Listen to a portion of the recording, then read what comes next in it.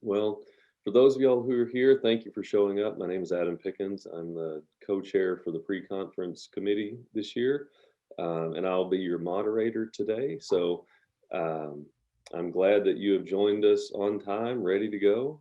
Uh, I would expect y'all might be in the Eastern time zone. That's typically the way we saw it yesterday. So in the chat, feel free to leave any comments, post any questions. Myself, Serena, if she's not speaking, or Suzanne, if she's not speaking, we will uh, bring those questions to the forefront. So I know they have some activities planned.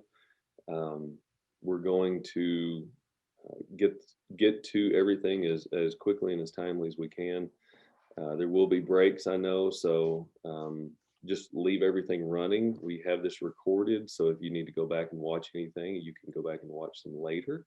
If you miss anything, or if you think about something later, you can do that as well. You can go back and rewatch them. So we have two presenters today in our facilitative leadership of ergonomics teams. We have Suzanne Nobrega and Serena Rice. They are on the research staff at the Center for Promotion of Health in the New England Workplace at the University of Massachusetts Lowell.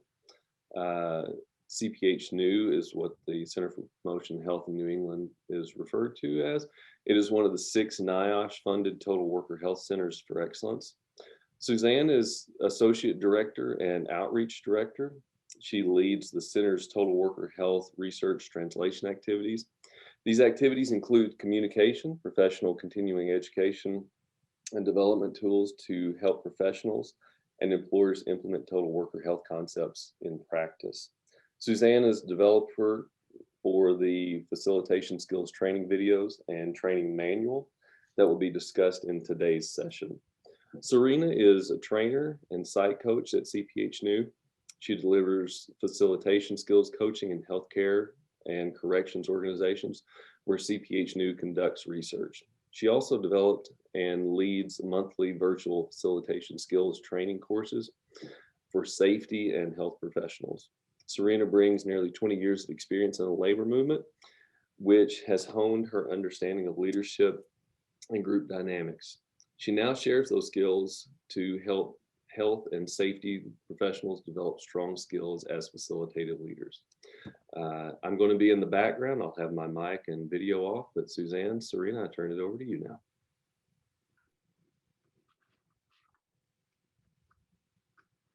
All right, good morning.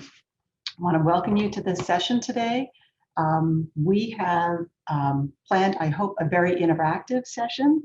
I want to pick up where Adam left off, telling you a little bit about where we come from. So I'm going to do some, I'm going to show, hopefully, let me make sure I got the right thing up. There we go. Serena, are you taking the screen sharing initially? Yeah, okay. It's up. Oh, great. All right.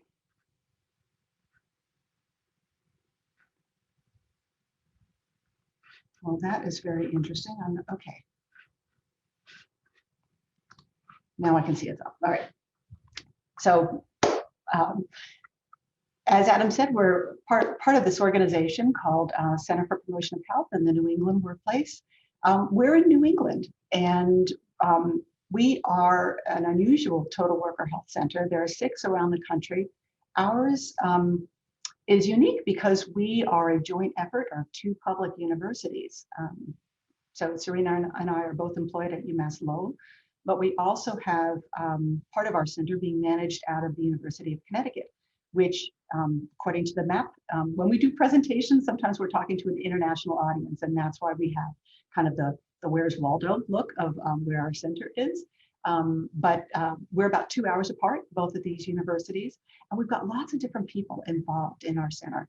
So first thing I'm going to do is try and make it so I can see everybody a little better. There we go. Okay, so so we have lots of collaboration going on, and a lot of our work deals with trying to implement total worker health concepts in the workplace and understanding what it takes to do this thing called total worker health. And we're going to come back to that in the early part of our session. And we're going to ask you if you ever have heard of this.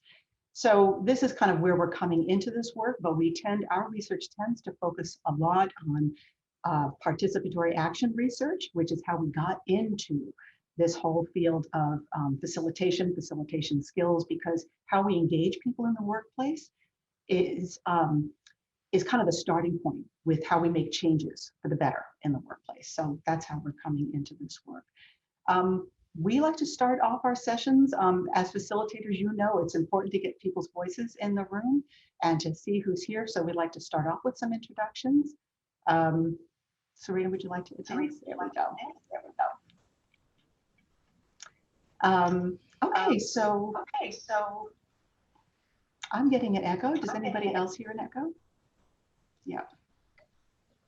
Nope. David, I don't know if that's something you can help us with, or it might be a matter of someone's microphone being close to their speakers. I'm guessing if you're not speaking right now, Janelle, I know your microphone's open. Yeah, there you go. Just if you're not speaking, go ahead and keep your microphone muted just to ensure sound quality. Thanks, everybody. Very good. Thanks so much. Oh, that's better. I don't hear myself now. Okay, so let's, if we could, kind of go around the room, kind of sharing a little bit about yourself, introducing for the group, because we're going to be together all morning. And as we said, we're going to try and plan a lot of interactivity. So if you could share a bit about yourself, kind of where you're from, both in the country and what kind of organization that you work with, something that you love about your job, and hopefully there's a lot of things to pick from. And also how you're coming into this session, kind of what your interest is in the facilitation, in group facilitation, and you can share, you can pick what to share, whether it's something that you'd like to learn today or some concern that you have or something that you would like to get better at. So let's see, if we can start, I would, we can just, I'm happy to start off. So I started working in the area of facilitation skills several years ago. I mentioned earlier, our center does some research in organizations to learn what it means to do total worker health. We have a strong emphasis on engaging people to empower. Our work had a lot to do with participatory action research, which is about empowerment, trying to organize, help workers identify problems, solve problems in the workplace. And our research was showing very promising results. And so I started in this work because I was working with some of those worker groups, and we had a research to practice study. And what I loved about that was that people really seem to engage when the process on the team is designed for them to be in the driver's seat. It was very inspiring to me to see them engage with it, get very invested in it, and also to see that we could create a system that would create change in the workplace. And so that was one thing I loved about facilitated groups. So I want to acknowledge, you know, although I'm the speaker, I'm learning, I'm practicing, I'm getting better at this all the time. So we're going to talk about this when we do our group practicing, that we all have experiences to share. So that's a little bit about me. I can pass to, we do this thing sometimes where we pick on somebody. Maybe Serena, would you like to go next and introduce yourself? Sure, happy to. Good morning and welcome. My name's Serena Rice, and as you heard, I work for CPH New in Massachusetts. One thing I really love about my work is that every single day I get to teach people the tools to make themselves and their coworkers healthier, and that is super exciting for me. One thing about group facilitation, I think Suzanne had sort of alluded to it at the end of her comments, was just that I really love that every time I get to interact with people who are learning about facilitative leadership or our process, I learn from them just as much as I hope that they're learning from me. So I think teaching is best when it is reciprocal. And so I look forward to the conversations today about facilitation and health and safety and how we can best learn from each other. I'm going to go ahead and pass it to Janelle, please. Good morning. Thank you very much. And my name is Janelle Dubois. I work with CNA Insurance. I've been there 30 years. One thing I love about my work is the interaction with our customers, going out and doing risk control, of course, and focusing on ergonomics. Something I'd like to learn just to be a better presenter, be better facilitator, especially afternoon meetings, after lunch when people tend to doze off. Maybe there's some hints you'll touch on as far as keeping interest and interaction.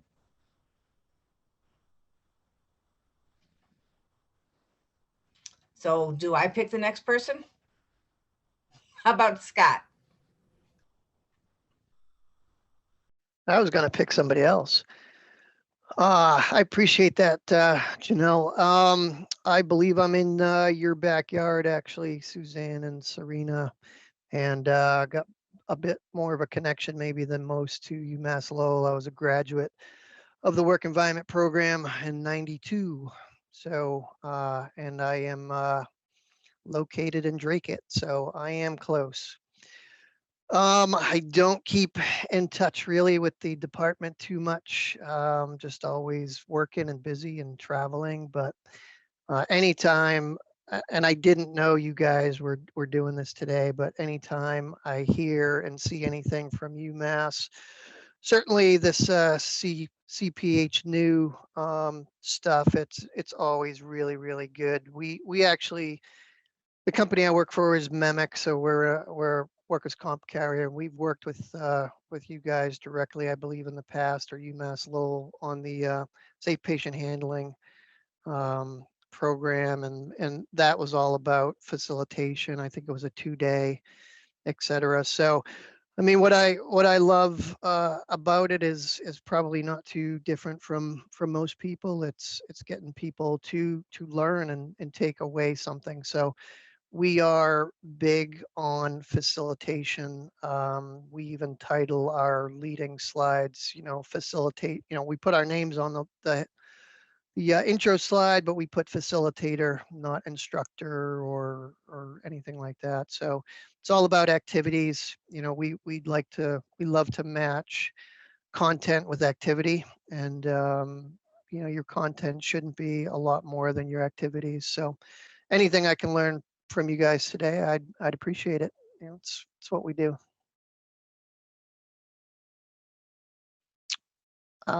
Should let's see, I don't see names. I think we here, have so. one more participant. We got one more. Maria.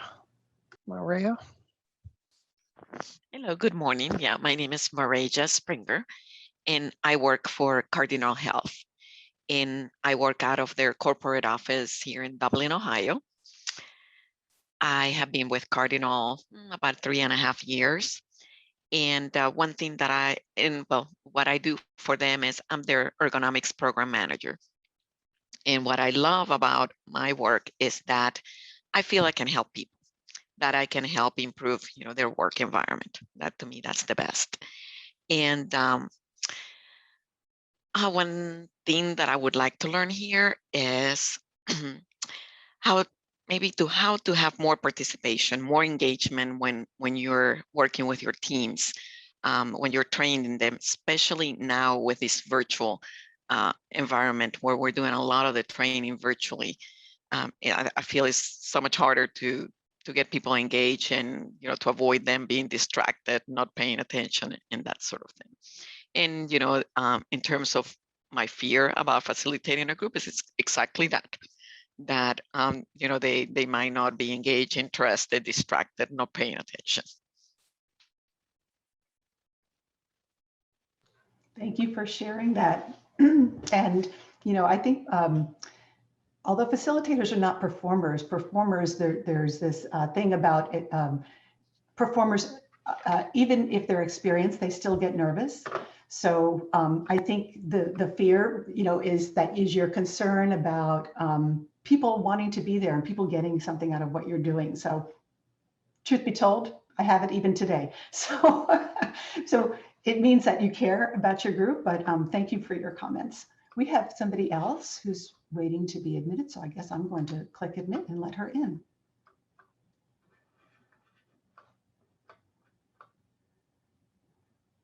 Hi, good morning, Emily. Your timing is wonderful. We're doing introductions. Can I invite you to introduce yourself? We have on the screen some things we've been talking about.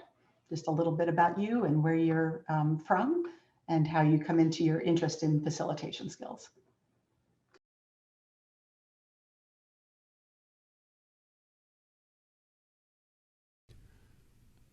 Suzanne, her audio may still be connecting, so you may have to give her a minute. Oh, there she is.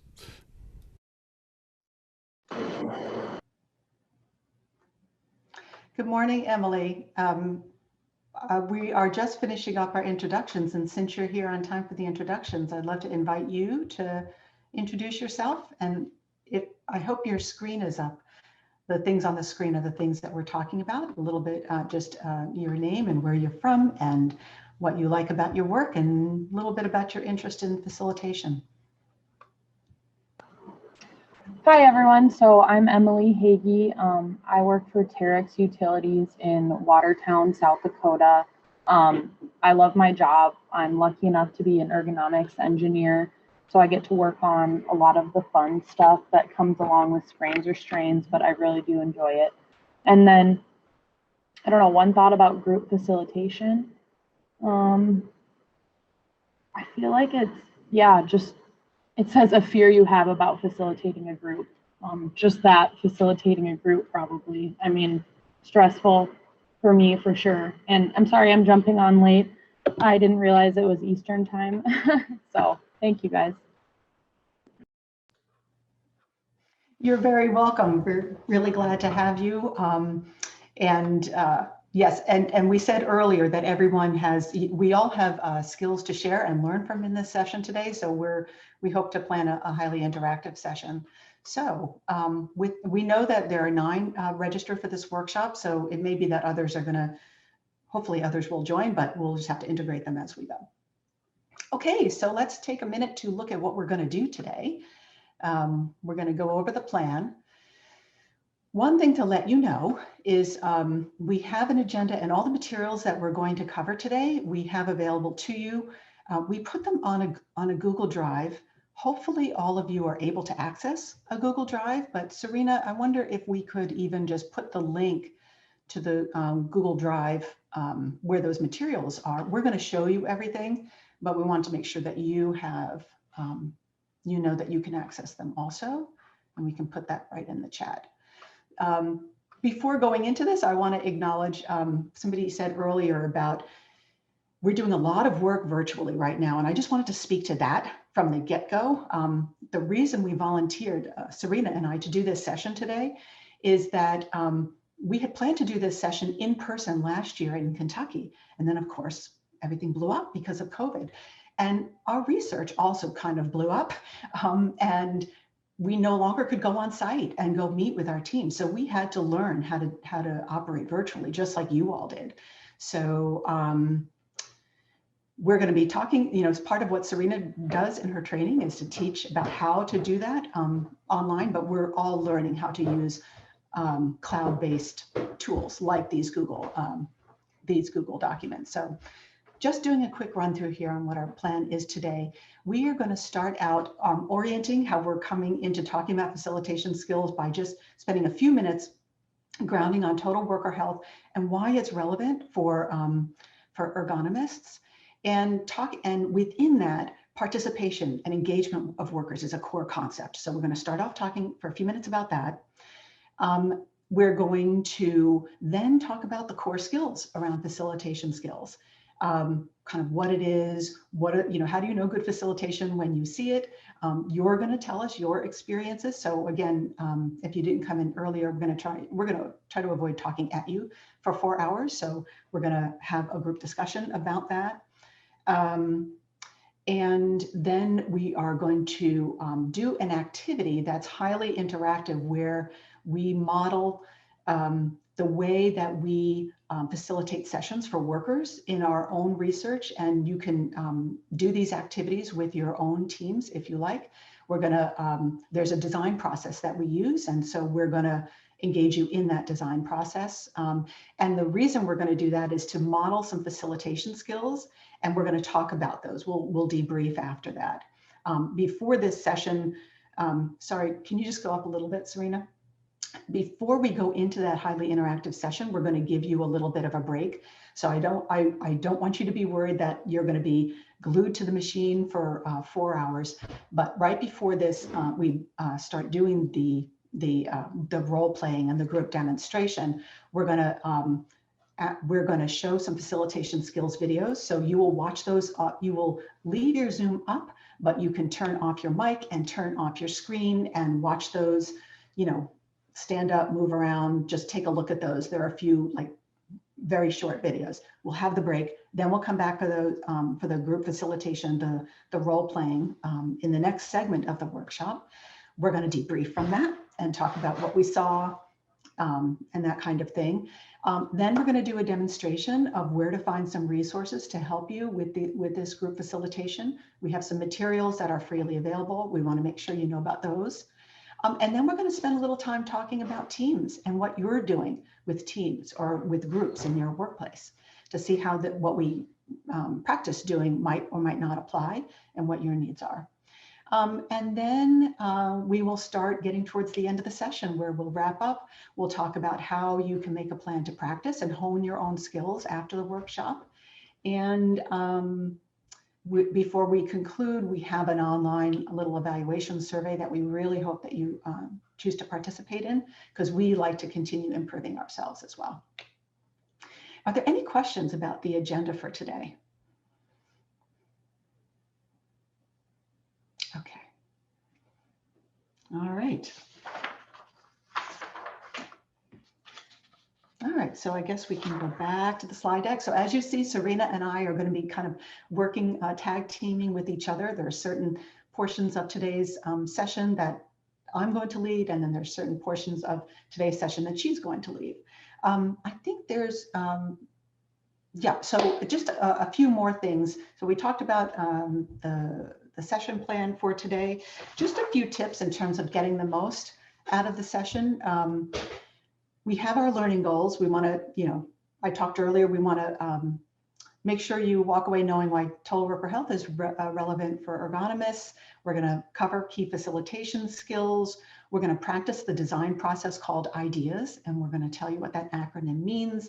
And then we're going to show you some online resources. During this session, you know, between now and noon, I want to encourage you to be as flexible as possible.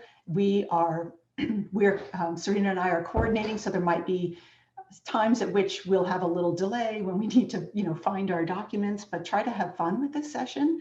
We hope that you speak up as much as possible, because we really, really do believe that everybody on, you know, in the group has knowledge to contribute, and that's the whole reason behind the group facilitation. We want to make sure that we're, you know, leveraging what everybody's experience, so that we can learn from each other. Also, we want to encourage you to try and get as comfortable as you can. You know, it's in some senses, you know, and you're aware of this as ergonomists, that when we're on Zoom, we're sitting still, right? So we have to stay in the camera field. But if you need to, please feel free to, if you want to stand up. It doesn't bother me if I see you standing up and you're not on your screen. Feel free to move around. If you wanted to turn off your camera temporarily to do that, that's perfectly fine as well. Yeah, so just, you know, so be comfortable, and that's it. Is there any questions before we get going into the content? All righty. So before telling you a little bit about total worker health, it occurs to us that you might know something about this already. And we wanted to start out with a little poll just to gauge where your knowledge is already. And so here's the poll. So can you tell us how familiar you are with the concept of total worker health? And we'll see what the experience level is in the room. It's okay to say if you've never heard about it.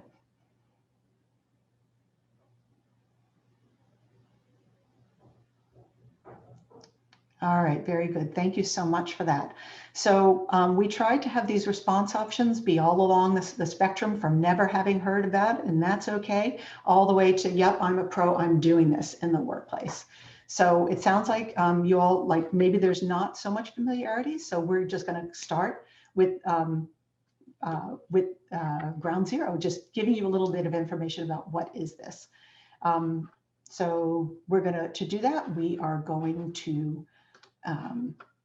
We're going to share a little video with you so that you get to hear not only from us, but you also hear from other professionals and other workers in companies.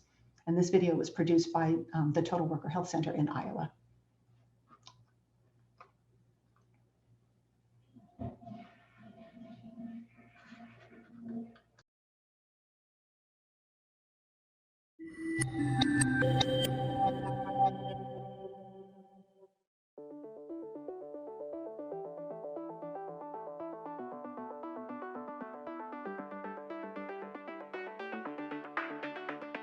It's all one big piece and not just work is work and home is home. It all kind of interrelates and kind of all of this total employee, I guess, a little bit. And we get them here at work, whether they're healthy or whether they're feeling good or not. Sometimes people don't come to work because they're sick, and then sometimes they come to work and they are sick, and that's even worse because they're not getting better and they're just less productive. And I don't want to have the health problems. I quit smoking. That was a major issue that helped me, and it's just, I want to see my kids grow up. I want to be healthy. I want to go out and do things with them, and if I'm laid up on the couch because I'm hurt or have an illness, I can't do that. I really view total worker health as a set of or a strategy, a management strategy, or a set of organizational policies that consider the health of its workers both on the job and off the job. So looking at occupational risk factors for injury and illness,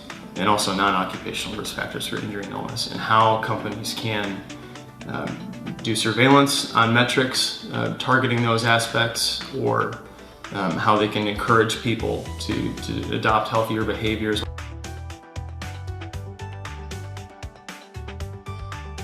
Total worker health is integration of the traditional occupational safety and health protection that we've been doing for years since the Occupational Safety and Health Act was passed in 1970, protecting people at work through decreasing or eliminating their exposures to physical, chemical, biological agents through standards, regulations, practices, programs.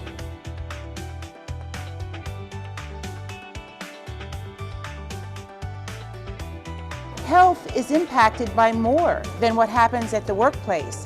It's impacted by what happens at home, it's impacted by what happens in the community, and so addressing just one and not the other doesn't look at the person, the entire worker.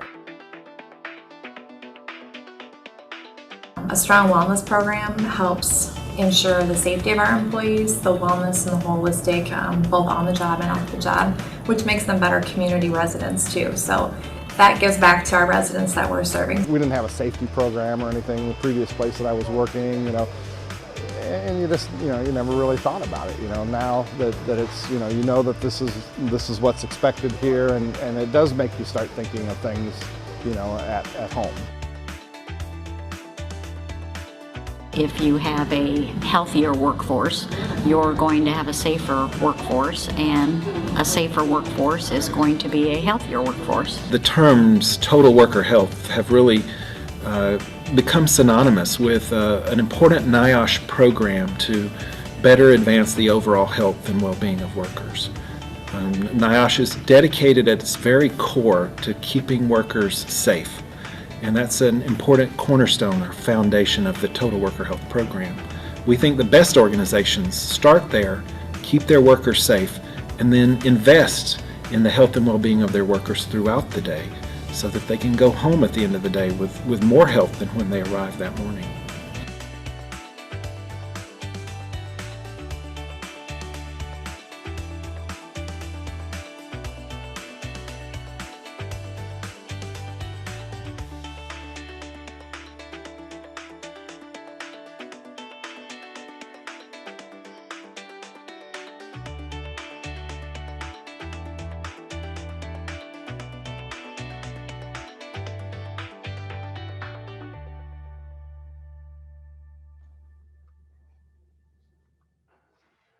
Okay. So thanks, Serena. So the key idea there with the total worker health concept, yeah, there we go, is this idea of an integrated approach to safety, health, and well-being. And this concept was introduced by NIOSH. It used to be called the Work-Life Program, but now it's evolved into this total worker health since, well, let's see, it started in 2006. So it's been going for about 15 years. But it's the idea of looking at the whole person. And then you saw in the video, they were talking about health on and off the job. And this little illustration talks about looking at the conditions of work very holistically, as well as what workers bring in to bring them from themselves in terms of health behaviors, as well as their home and community environment. And looking at very holistically at the organization of work as things that can affect all of these dimensions. So an example of this for the next slide might, in terms of what would a total worker health approach look like in the workplace in regards to lung health, it would be an integrated or combined approach of looking at respiratory protection in the workplace, as well as smoking cessation, because both of those you could have risk factors in the workplace and also behavioral risk factors that can increase risk for lung disease.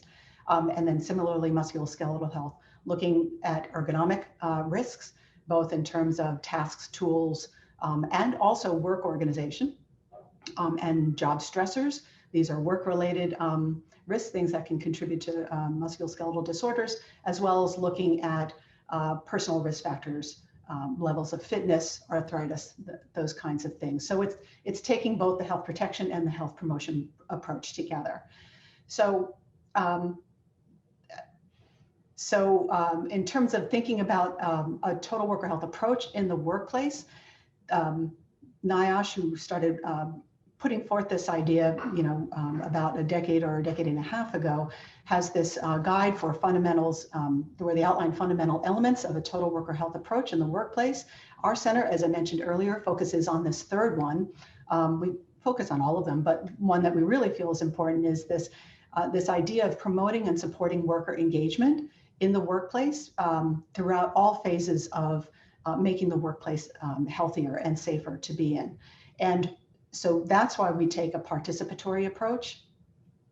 This idea of actively engaging workers is really a central theme. And the whole reason why, the extent to which we can facilitate or engage workers will dictate a lot about the effectiveness of the kinds of interventions that we produce. So I mentioned earlier that our research center we were doing a lot of participatory ergonomics in our research. When we conceptualized total worker health in terms of thinking about doing research in the workplace to test out the idea of total worker health, we began with participatory ergonomics as a concept. How can we combine participatory ergonomics together with health promotion? And that's how we went at it. So we had a lot of participatory action research where we introduced a program that would combine, safety and ergonomics with health promotion. We formed worker teams. We helped those teams create interventions in the workplace, and that approach seemed to be going pretty well. So then what we did, if you can do the next slide, Serena, we noticed that when we engaged those teams, part of the reasons that we had success with interventions is that when workers are involved, they begin to get a sense of that they can start making improvements, a sense of confidence that they can change the workplace. And in addition, we began to notice that the interventions that we could create were ones that were really well fit to the workplace, because when we engaged the workers, they understood what their work process was, what the work entailed, what needed to be changed, what people cared about. So tapping into those things can bring you a long way to creating interventions that are well accepted, ones that have a chance of succeeding because they are getting at what people care about and what the root problems are in the workplace. So through those research experiences, we then did a research to practice study, thank you, Serena, where we wanted to package up that participatory ergonomics and health promotion approach. And we created a set of tools that would help an organization implement that participatory ergonomics and health promotion combined approach. We didn't name it this Healthy Workplace Participatory Program, but we called it the Research to Practice Toolkit Study. We worked with 4 different organizations to test out the tools and create the tools and help organizations learn how to do this. And then over a period of time, the toolkit evolved into this program toolkit, which is now freely available. We're going to show some of the tools to you later on, but I wanted to mention this now because the activities that we're going to do with you today are from that toolkit. The program approach has these core elements that you see here. The first is that, let's start in the center actually. This program approach tries to ensure worker engagement by putting in place an infrastructure where there's a management level steering committee, and the management level kind of provides resources for interventions and yeah, we'll say it that way. And then it also uses a team approach. We form this group called the design team, and that engages some frontline workers. And this is where we get people who are, we might do this in a single unit within the organization, or if it's a small organization, we might do one design team. And this is where we bring together frontline workers and maybe mid-level managers together, but really it's meant to be the people closest to the work in a design team. And that design team is, these are the workers that decide, okay, here's the issue. We'll take one problem at a time, and we want to find out what is behind the problem and how can we solve the problem. And that process is facilitated by a facilitator. And this is, again, where we started paying attention to how do we facilitate this process well. And then we use a structured design process, which is what you see on the right here. We have a 7-step process called Intervention Design and Analysis scorecard tool, and it's a 7-step process. We're gonna play together with just steps 1 and 2 today, so you get a sense of the facilitation process. So that's going to be what we model our facilitation skills around today. So when we start up a design team, sometimes there's a team already in the workplace. Sometimes there's ergonomics teams. Sometimes there's no team in place and we're forming a team from scratch. And when we do that, we always want to decide when we set the conditions for success, we want to form ground rules. So Serena's going to talk about that for a few minutes with you. Hi, everyone. So as Suzanne said, the best teams operate when they understand what they expect of themselves and from each other. And so we're just going to work through a ground rules exercise real quick together. So we have about 3.5 hours left together. And this is going to be the guidelines for how we're going to behave with each other for the next couple of hours. So I invite you, this is just a brainstorming. The first question is, what expectations do I have for myself in this workshop? And anybody can go ahead and share an expectation for themselves that they have today.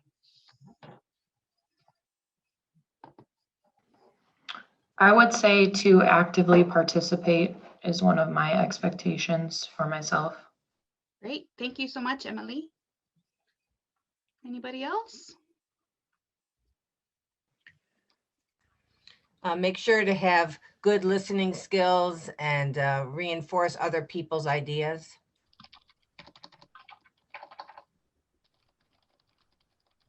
Thank you, those are great. Minimize other distractions. Yeah, that's an important one. Are there any other expectations we want to name for ourselves today before we move on? Okay. So what expectations do we have for others in the team? Kind of the same ideas, actually the same C1. that I have for myself. Mm-hmm. So those active listening, Janelle, and reinforcing other people's ideas. Yes. And making sure to respect other people. Mm-hmm. Okay. And Scott, I think I heard you starting to say something. Can you please repeat that? Yes, I was just going to say C number 1. Yeah. depending upon the time frame, sometimes I would open it up as well in terms of, what does respect look like? Yeah, So absolutely. sometimes, those words we assume that we all understand, those type of terms, and people see them differently. I think that's a really important thing that you just named, right? All through the process, or anytime we're facilitating something, but especially in the ground rules, we need to make sure that we are all on the same page with what definitions are. And certainly when it comes to respect, and maybe even when it comes to participating, right? So you might want to, if you're doing this with one of your groups, you might want to really flesh out, what do you mean by actively participating? Okay. Suzanne? Just a clarifying question. So Scott, I'm going to pick up on what you said. So what does respect look like? Great question off of a question. I think it starts with reflecting, pausing,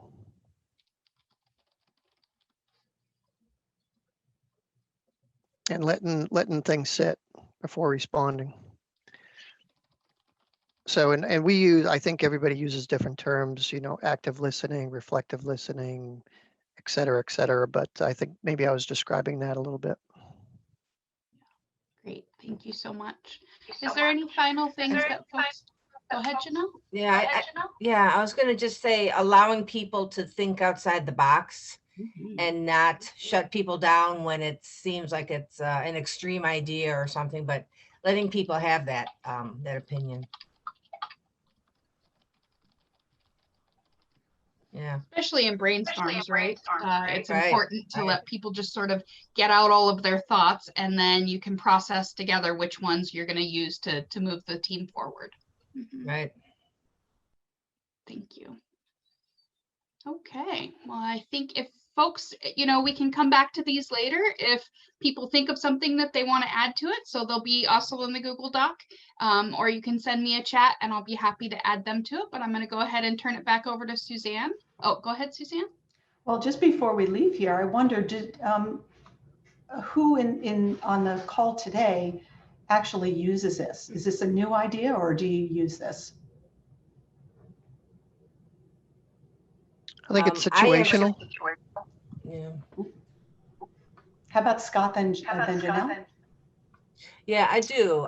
And especially the thinking outside the box, because even if it seems like a crazy idea or something, there's usually a nugget in there that can be built on, and new ideas can come from that. Mm-hmm. I think like my organization has some of these that are just assumed, like you should be participating in minimizing distractions. But yeah, I think it'd be interesting to use this because we see a lot of ideas being shot down and maybe responding before we are reflecting, like Scott brought up. I think they're a really important tool for a facilitator. So I often, when I'm working with groups and they go through this exercise, if I see them sort of violating these rules, it gives you a way to come back to it and say, so these are the things that we agreed on together, right? We agreed that there's not going to be any bad ideas, that we're going to let everybody sort of put out the things that they want, and that we're going to actively participate. Do you feel like we're meeting those, right? And that really sort of begins the conversation with the group, instead of you just sort of slapping people's wrists and saying you're breaking these rules. The other thing is, if you're doing this in person, I had an experience where I had one of our design team members who was violating one of the rules. Just he was talking and talking and talking and not letting anybody else talk, and the facilitators were having a hard time redirecting him. So I just went and stood by the ground rules and I pointed to it for like 30 seconds before he noticed me. I didn't say a word. And then finally he looked over and he's like, oh my gosh, I'm doing that, right? And then he stopped. And then he started doing it again. And before I could even get up to walk over there again, he had changed that behavior and recognized it. So I think, it's a powerful tool for a facilitator to help bring a group back together. Okay. All right. Yeah, I want to, so when we talk to you about different ideas and techniques, these are not original ideas. You may be using these in your workplace already. So when I ask questions about, are you using this? I'm looking for opportunities for us to learn from each other too. So Scott, yeah, I think you maybe had wanted to state something earlier. If I did, I forgot, but I think there's a lot of opportunity being a consultant and not being part of the team that you're working with, and taking, I think as Emily said, taking things for granted. And yeah, that's a great exercise to kind of level set, and then show people that this should be done. Teams that exist, a lot of times we come into the environment, but that team has already existed for quite a while, and we don't know what those ground rules are, what those expectations are, and what they expect from themselves. So yeah, it's a great exercise. And you may find that this is a really an important point. So when you're the newcomer into the group, sometimes it's a great excuse to say, this is going to help me because I don't know what your rules are. But chances are, if you were to facilitate something that with an existing group, they may not have done it for themselves. It's a very easy thing to overlook. But especially when you're starting a new group, it's very helpful in the process of a group forming its own group identity. They decide what are the rules of the road that we're going to operate by. How are we going to play together? And even in the ground rules, you could cover things like, how are we going to communicate with each other, not only in the meeting, but even outside of the meeting? So it's time well spent, we feel. Okay. So let's talk about the role of the facilitator, because this is some of the main things that we're here to talk about today. I want to mention the little picture that you're looking in front of you. You're going to see this when we give you an assignment a little while from now, and before we take our break, we're going to show you some facilitation skills videos. And we shot these videos, and these are the characters that you're going to see in those videos. So the facilitator, the Latin root of the word facilitator, facilis, to make easy. And a facilitator is a neutral servant to a group. A facilitator creates the conditions that a group can accomplish its mission or its goals. And when we are facilitating, we have to be paying attention to 3 different things all at the same time. It is not an easy role, which is why we can get better and better at it over the course of our lifetime. So it's not something that we come to a workshop and we're able to do it right away. It's an art form, and it can be complex. So the facilitator first sets up a process for a group to be successful. And that entails, how do we design a meeting where work is to be done? How do we design a process over a period of time if you're managing, if you're facilitating a process with a group of people? So Serena likes to use the word architect for this aspect. You're building a structure for a team to be successful. And that is in the design of activities and in the design of how the group is going to accomplish its goal. Of course, the results are important. But before we get to the results, I have in this box on the lower right is relationships. Because when we're working with a team, we humans are complex. And in order for us to work together, we need to be interacting effectively. And that's where the ground rules really come into play. When we have a set of guardrails, I guess, about how the ways in which we're going to interact, the ways in which we're going to behave, all of these things in a meeting are important, because we want to make sure that people feel that they are that they have authority to speak in the group, that they won't be judged, that their opinion matters. And all of these things are related to relationships and how we relate to each other. So the facilitator, in your role as a servant to the group, it's important to not only help people set the ground rules for themselves, but when we see that those ground rules are being violated, and it's their rules, we are serving the group when we point that out. So Serena told you she had an experience where she had to literally go and stand next to the flip chart to point to the ground rules. And what she was doing is serving the group by reining in one of the participants so that people could interact more effectively. So that's what I mean by relationships here. And Serena used the word the guide. So you're the guide to help people interact effectively within the group. And then lastly, if we have a good process and people are interacting effectively together, we also need to be concerned about the results. And the results are the destination. Where do we want our group to be, either at the end of this meeting or in the case of if you have a project that you have a particular group of people working on, what is the mission or what is the goal of that project? And so our roles as facilitators, keeping our eye on the prize and making sure that during the course of the meeting, we're getting to where we need to go. So these are the three things that we're balancing all at the same time when we're being a facilitator. Is a facilitator a leader? This workshop's called Facilitative Leadership, so we've mashed it up together. But what does it mean to be a leader? So say you're responsible for a team or a group. Are you the leader or are you facilitator? And what is the difference? So I'm putting this question to the group. We'd love to hear your thoughts about this. Serena, it's okay to advance to the next slide too, because we're going to talk about what does it mean to be a facilitator. Yeah. Well, I was going to say just in general.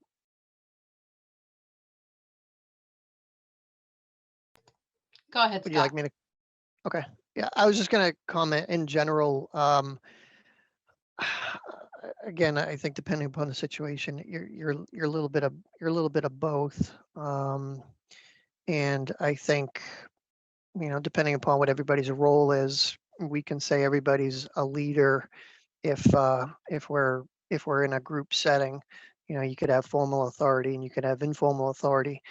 But I would say in terms of, facilitating, you're definitely, a servant. But I was struck by your word neutral. I thought I heard neutral leader to a group. I guess I'm struggling with that a little bit. You're neutral, but you're there with an agenda and a purpose that you're trying to carry out. Often we'll say, we'll let this go where it needs to go, but as you said, you're still there probably even that day to have certain results. So I don't know. I wouldn't differentiate them too much. I'd like to respond, and I think Janelle has something else to contribute, but I'd like to respond to you bringing up the neutral servant and having G. Is that really right? And it could be that you operate as a leader within your team, so you can be you can have facilitative leadership as a style. Facilitating and being the leader can be separate things. So you know what? I'm gonna let's let Janelle go before I impose my definitions. I was just gonna say that I think the team would look towards the facilitator as a leader, more like a Sherpa, to help direct where they're supposed to end up and kind of help them along the path, not to give them the answers, not to, take over, but just to help direct them. I love the Sherpa. I love the Sherpa analogy. So you may have different groups, and Scott, maybe in your groups, maybe you are the leader and you can facilitate well, but there is also a separate role as people who are skilled in just facilitating, and you're there to facilitate a group. And there are instances where that, depending on the situation, you want a facilitator that doesn't have their own agenda. So I guess I bring this up to draw the distinction.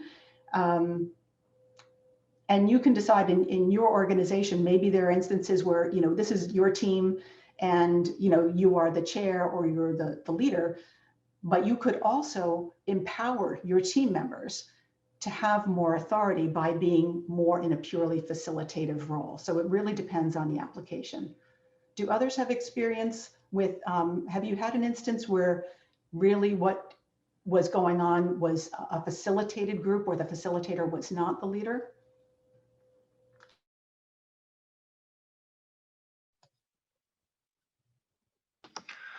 I feel like in most situations that I've been in so far in my career, I don't think I've had the facilitative type of meetings just in general, because I feel like the leader does always have the end goal when we start out something, you know, and not just like, not saying that I've never been a part of a meeting that's been like purely facilitative, but usually like at work, it almost seems like, you know, the leader has the goal and they're pushing the team to agree, but end up with the same ideals that they have, you know.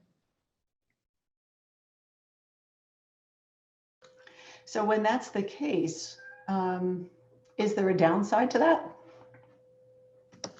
Yeah, I think there's a huge downside to that because, I mean, leaders they have the authority and they're outspoken and they're usually very good at making their thoughts known. And I think some of the underlings or individuals underneath them in the meeting feel stomped on, or they don't want to come forward with, you know, what they perceive as the truth, just because they know that it doesn't match up with what leadership wants.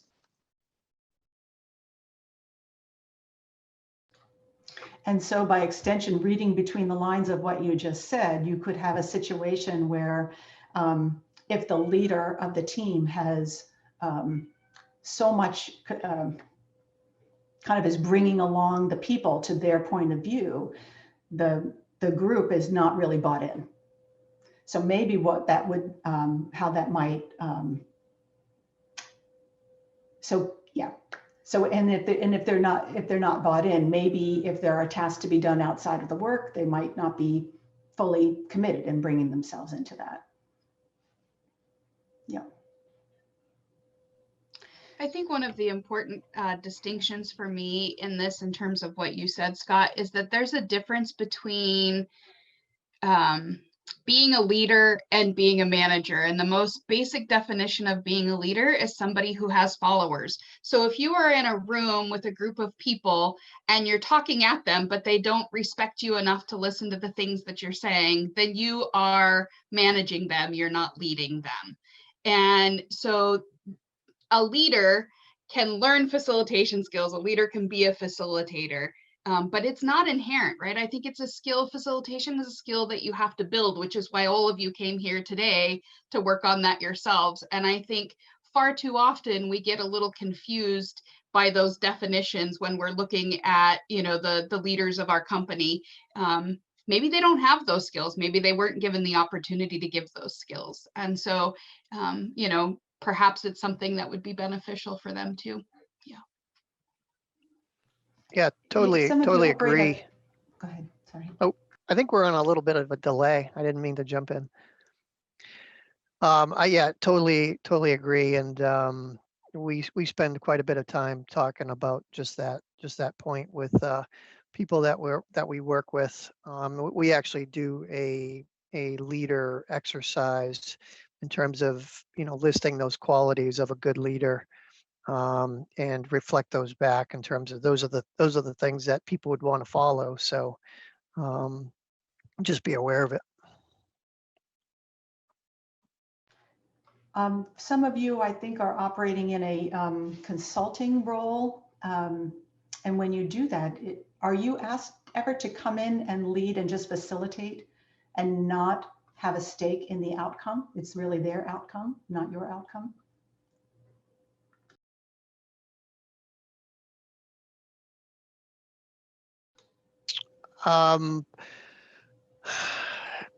No, there's always, I mean, that's why we're there. So there's that connection, and and because of that, and because we're brought in, you know, we are often looked at as content experts, subject matter experts. So you're playing both roles. But again, we try as much as possible to facilitate that conversation and guide it and not say necessarily, depending upon what we're talking about, what the answer is. And not just rely upon that subject matter expert role.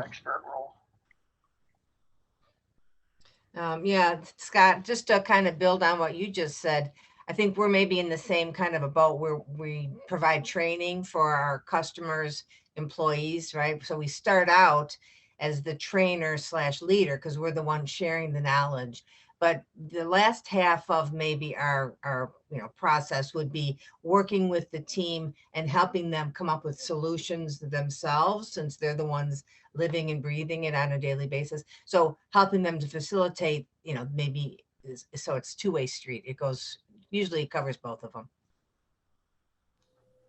Okay, thanks for that. So then let's move into what does it look like to be to have good facilitation skills. I think this is maybe item 3.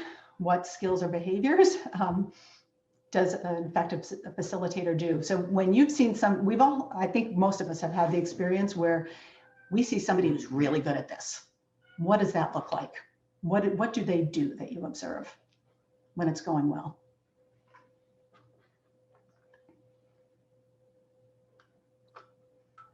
I think a lot of it is positive feedback, and that helps to build like you mentioned, confidence. So then you get that interplay and people are happy to join in and jump in, and they're not worried about looking, like they're not doing a good job. They're able to have the confidence to talk about it. All right, so you encourage them.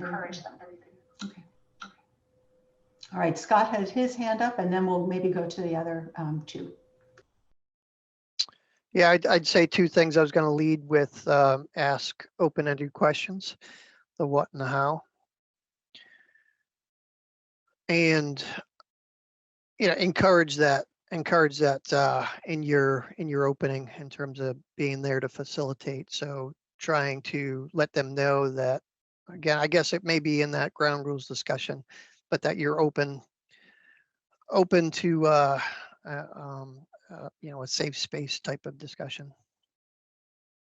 And then you need to, live it. Right, so being kind of accepting and even if there's you could ask questions as people are saying their ideas. Yeah, and I guess what I mean by that too is one of the things that we try to do. I mean, for myself, it might be coming across right now, fairly reserved, very well prepared, etc. But in front of a group, I try to be, more outgoing, have a bit more fun. I do not like sitting there and just somebody droning on. I think you're in good company. Others, do you have thoughts about what does other kinds of behaviors that you see when somebody's doing facilitation really well?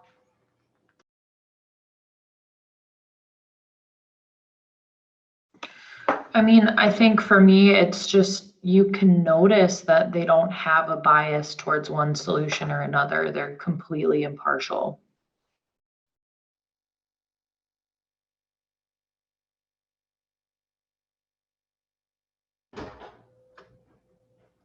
Okay. Maria, I don't know if you have thoughts you'd like to share. I just want to make sure you're free to contribute your ideas. Not at this time. Okay. All right. Let's take the flip side. We have all been in instances where things are not going well, or we know what not to do. What are some of those behaviors?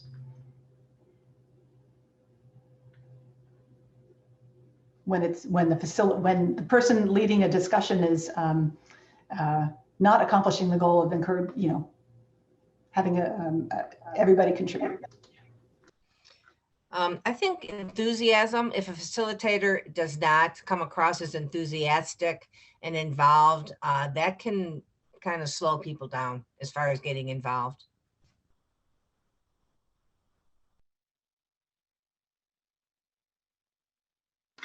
I think that if you're a facilitator, like you should not really be shooting down ideas. And I think once you shoot down an idea right away, then people feel like you're not facilitating the meeting at all.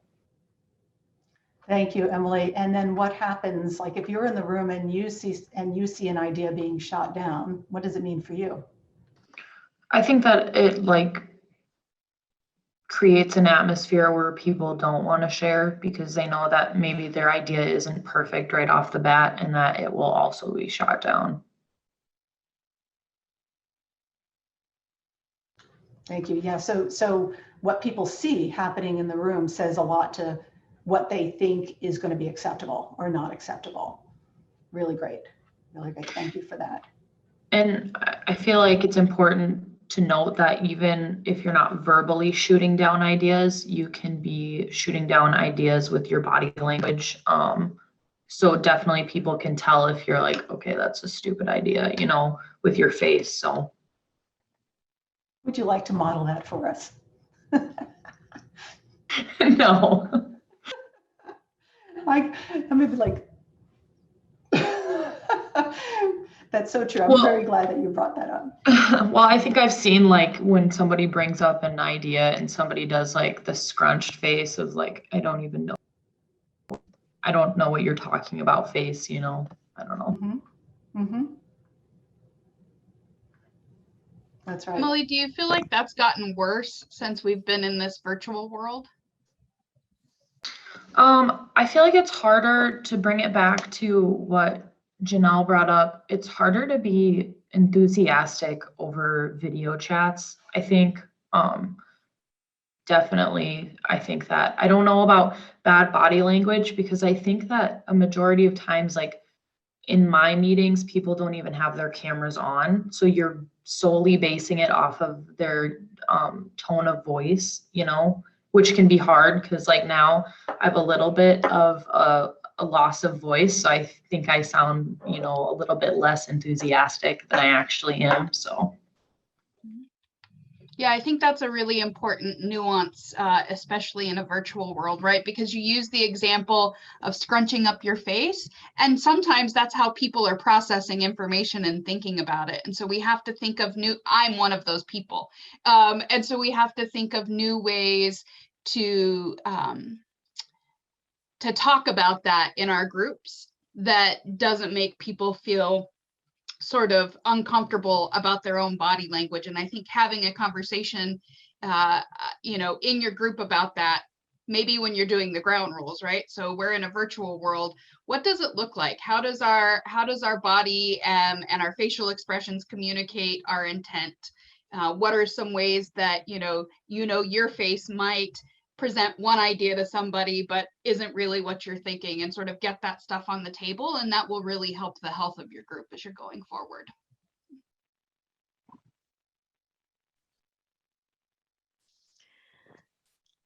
I was going to say, what can help and hurt is what we're doing right now. So scribing and documenting is a good thing to do. And, we try to seek somebody else to do it, but sometimes we take that role on as well.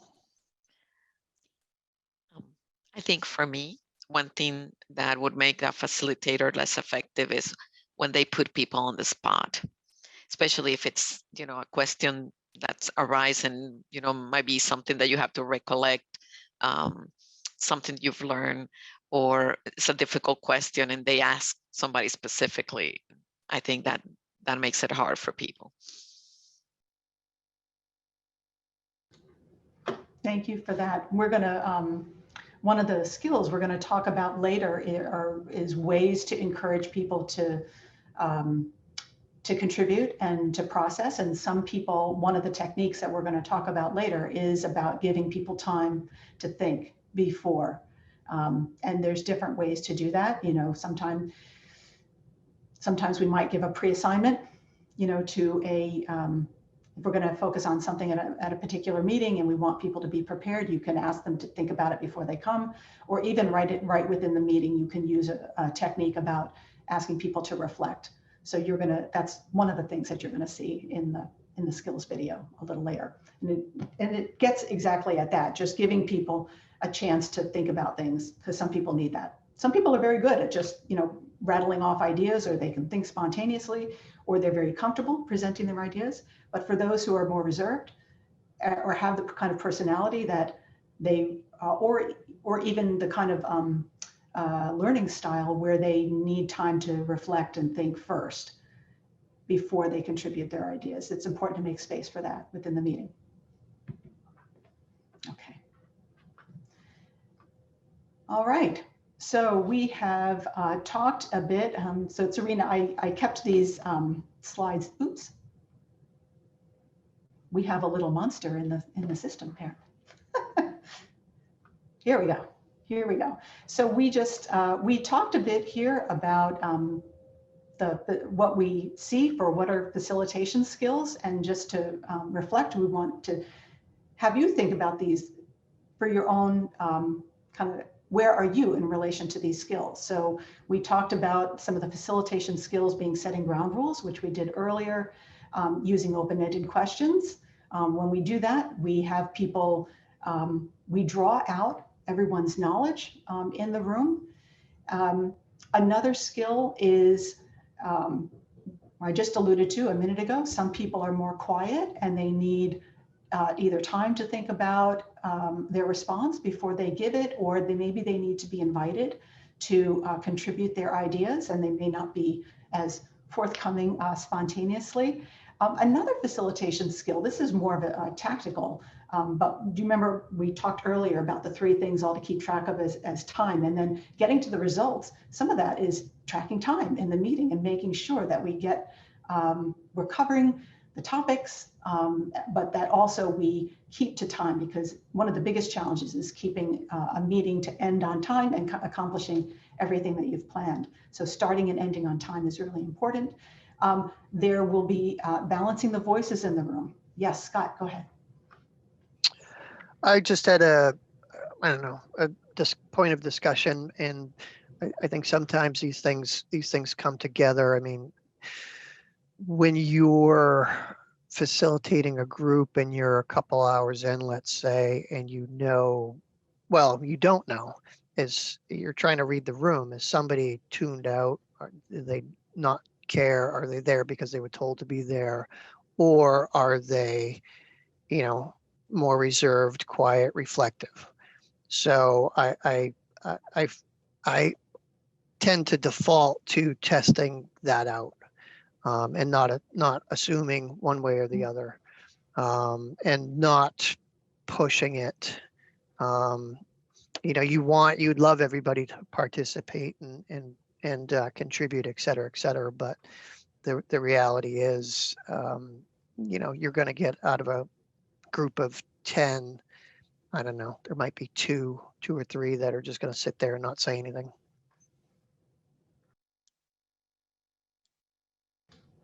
When you said testing that out, how do you mean test that out? Sorry, Emily, I didn't mean to cut you off.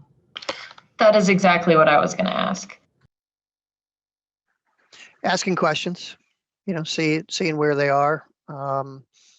Again, if it's a topic, just asking them a question off of that. See how they respond. See what their body language is like. Other people in the room probably know that person already, so it might just be, yeah, this is how they are, or yeah, they don't want to be there. So you don't get, and you're not 100% on the situation, but it's better not. You're better off not pushing it. Well, we certainly don't want to. We can't force people to participate, right? All we can do is make sure that we've set the conditions where people feel comfortable to. And for some people, it might take a meeting or two, especially when they don't know other people in the room. So, sometimes it takes a time to build that comfort. I had a question related to that. Is it helpful to approach that person outside of the group setting to build relationships with them, or is that not helpful because it's not like engaging them with the group?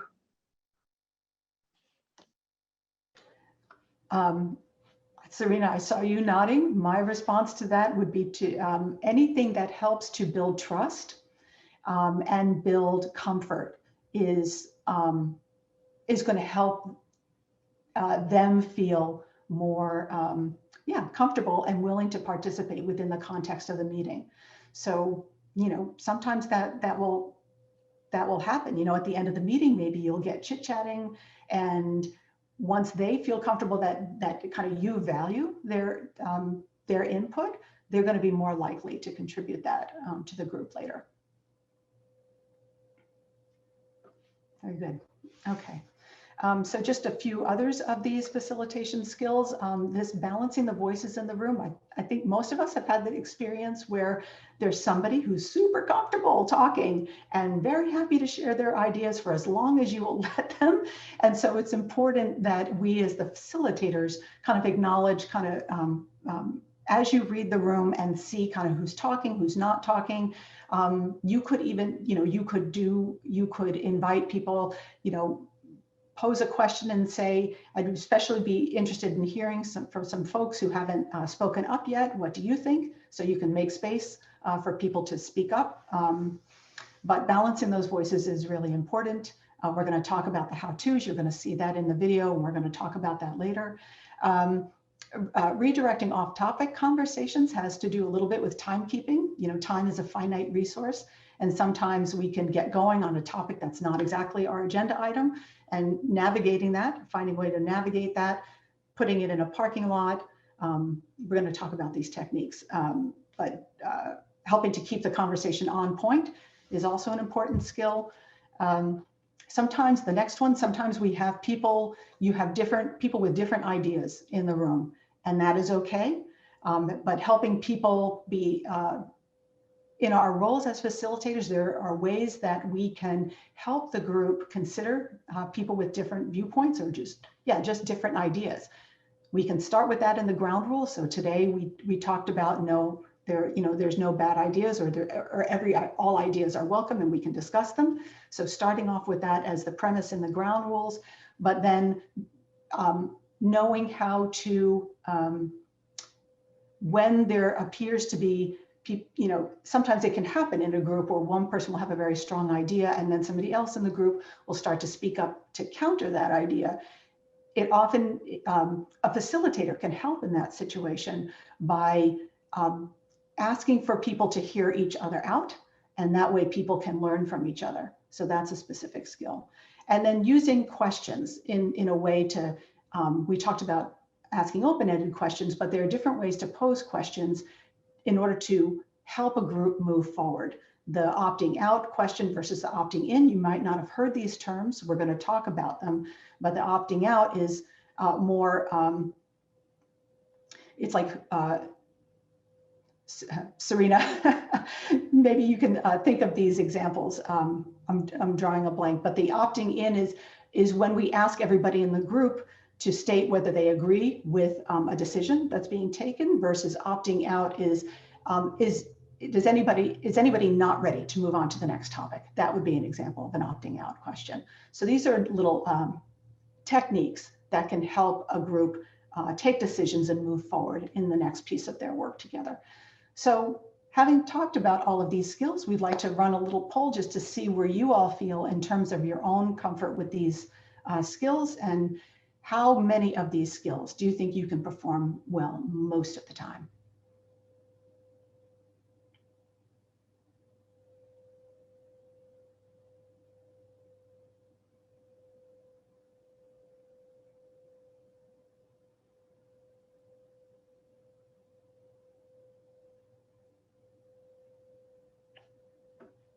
All right, so we have somewhere around about half of them is most responses, and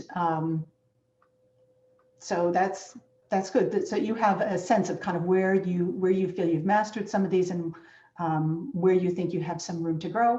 And I think based on what the activity that we has planned, so hopefully you'll have a chance to see some of these things in action. Okay. And I hope we can, in this session, help you develop some of those areas. Okay, just scanning to see if anybody has questions about those. Yes, Scott, go ahead. I was just going to say one of the things somebody helped me out with one time on that start and end on time. It's really the knowing the overall time, because for whatever reason, most conference rooms don't have clocks anymore. Is using your mobile phone. So just pulling up one of the apps and making sure that the phone stays on and it doesn't go to sleep. And then just having that right next to your laptop or wherever you're speaking from or working from, it really, really helps. Thanks for that. Yeah, just keeping on time is a whole task on its own. Do other people have other tips that you want to share, things that have worked for you or that you've seen done well in terms of keeping time?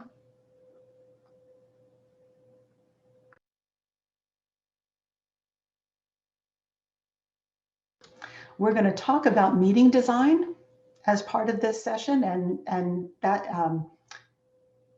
how we structure the meeting with timestamps. You'll notice even in the agenda that we created, we've done that to try and help ourselves.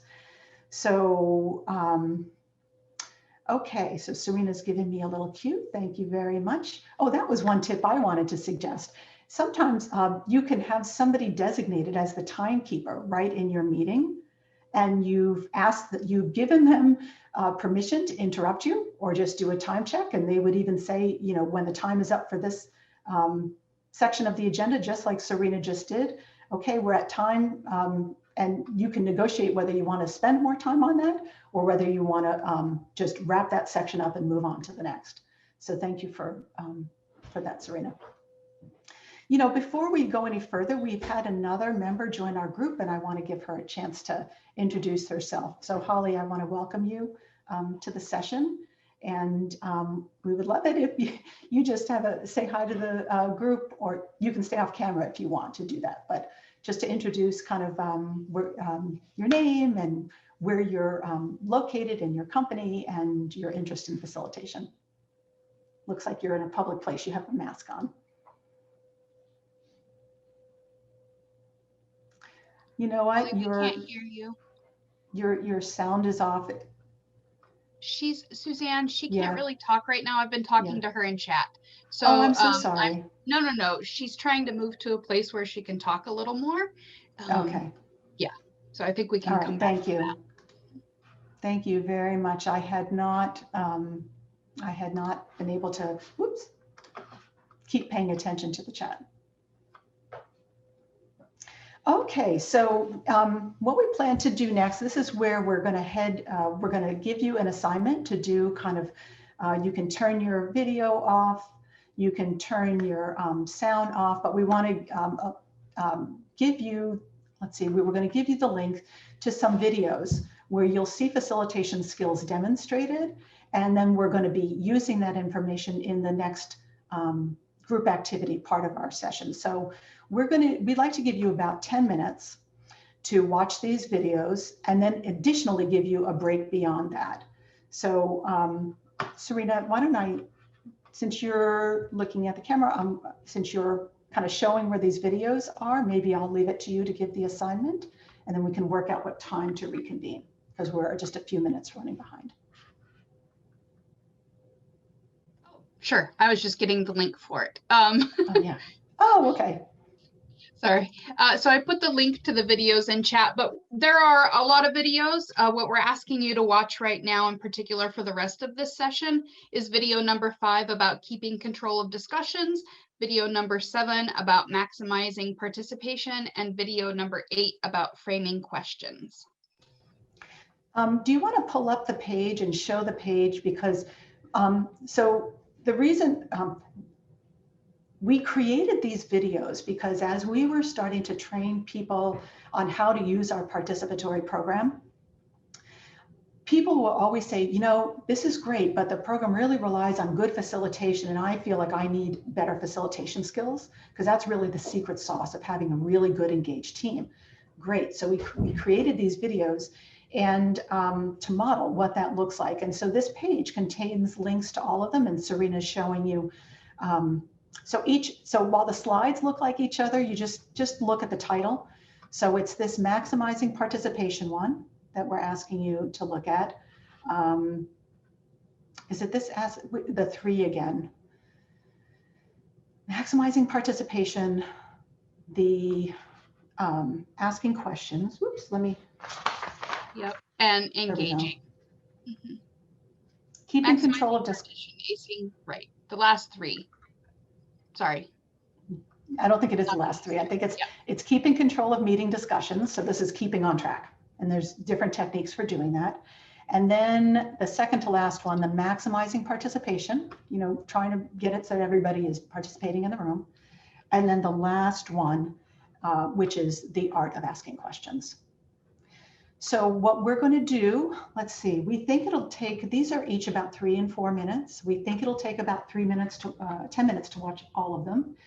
And so that would bring us to 9:41. And then we wanted to give you a few more minutes beyond that for you to move around, take a break, do whatever you need to do.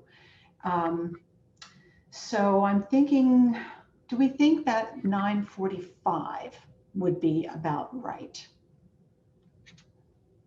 Does that seem like enough time for everybody based on a break that you would want to take? That gives us 10 minutes and then a few more minutes. Sure. Serena, what do you think? Yep, no, I think that's fine. Sorry, I'm trying to help Holly as well. So okay. I think that's fine. Mm-hmm. Okay, so why don't, so we can, so that we'll do that. We'll switch off our cameras. Please don't leave Zoom though, stay in the class. The chat, Serena gave you the link to this video page in the chat. So you would just click on that and bring up the page and navigate to those videos and view them. And then we can come back here about 9:45. If you need a little bit more time, send us a link through the chat and then we'll be good to go. Okay, so we'll see you back then.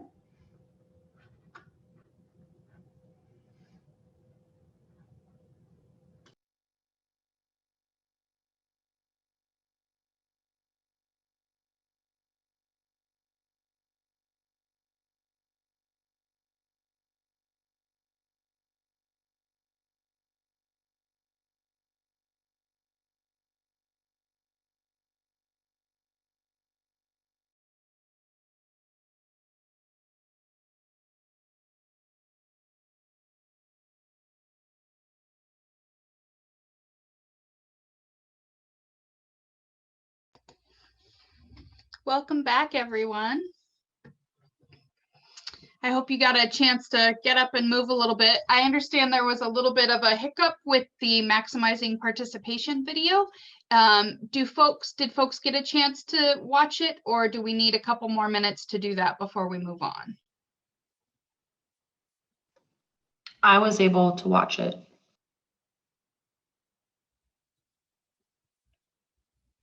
Is there anybody who'd like a little more time before we dive in?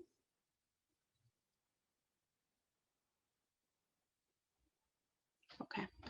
Well, hearing none, please feel free if you need to take a little extra time to just name that.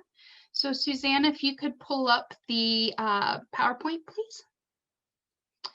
And I know I've been speaking with several of you in chat, so I'm going to be facilitating this next part. It might be a little hard for me to keep up with both the chat and doing that, so please feel free to message Suzanne, or if it can wait, you can still message me as well. Okay, great. So the next part is a really interactive part. You just saw the videos, and next we're gonna have a little bit of a treasure hunt, right? So I want you to be watching as I facilitate you through the next 2 activities and see if you can identify me modeling any of those facilitation skills you might have just seen in the video. There's no promise that I'm going to do every one of them, but I will do some of them. And so it'll be intervening if one person monopolizes a discussion, which has not been a problem here, so you might not see that one for sure. Helping team members considering opposing views, using the round robin technique, asking team members to think individually about a problem before opening up group discussion, using open-ended questions to uncover new information, using the opt-in question to find agreement, and using the opt-out question to uncover objections. Or I sometimes call that one the reverse negative, right? So I might ask, is there anybody who's not ready to move on? And what does that do? What do you guys think that does for a team?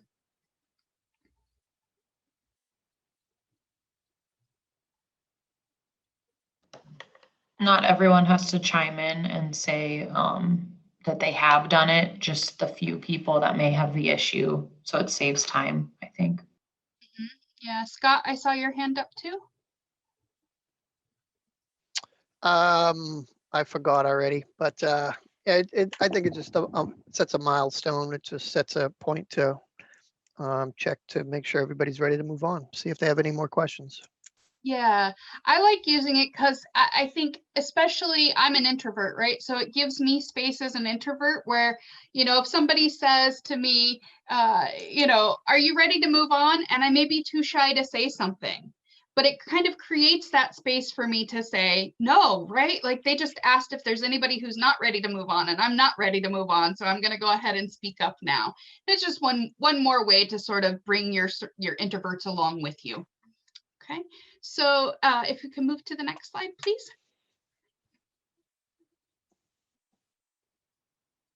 Great. So go ahead to the next one, please. You added that.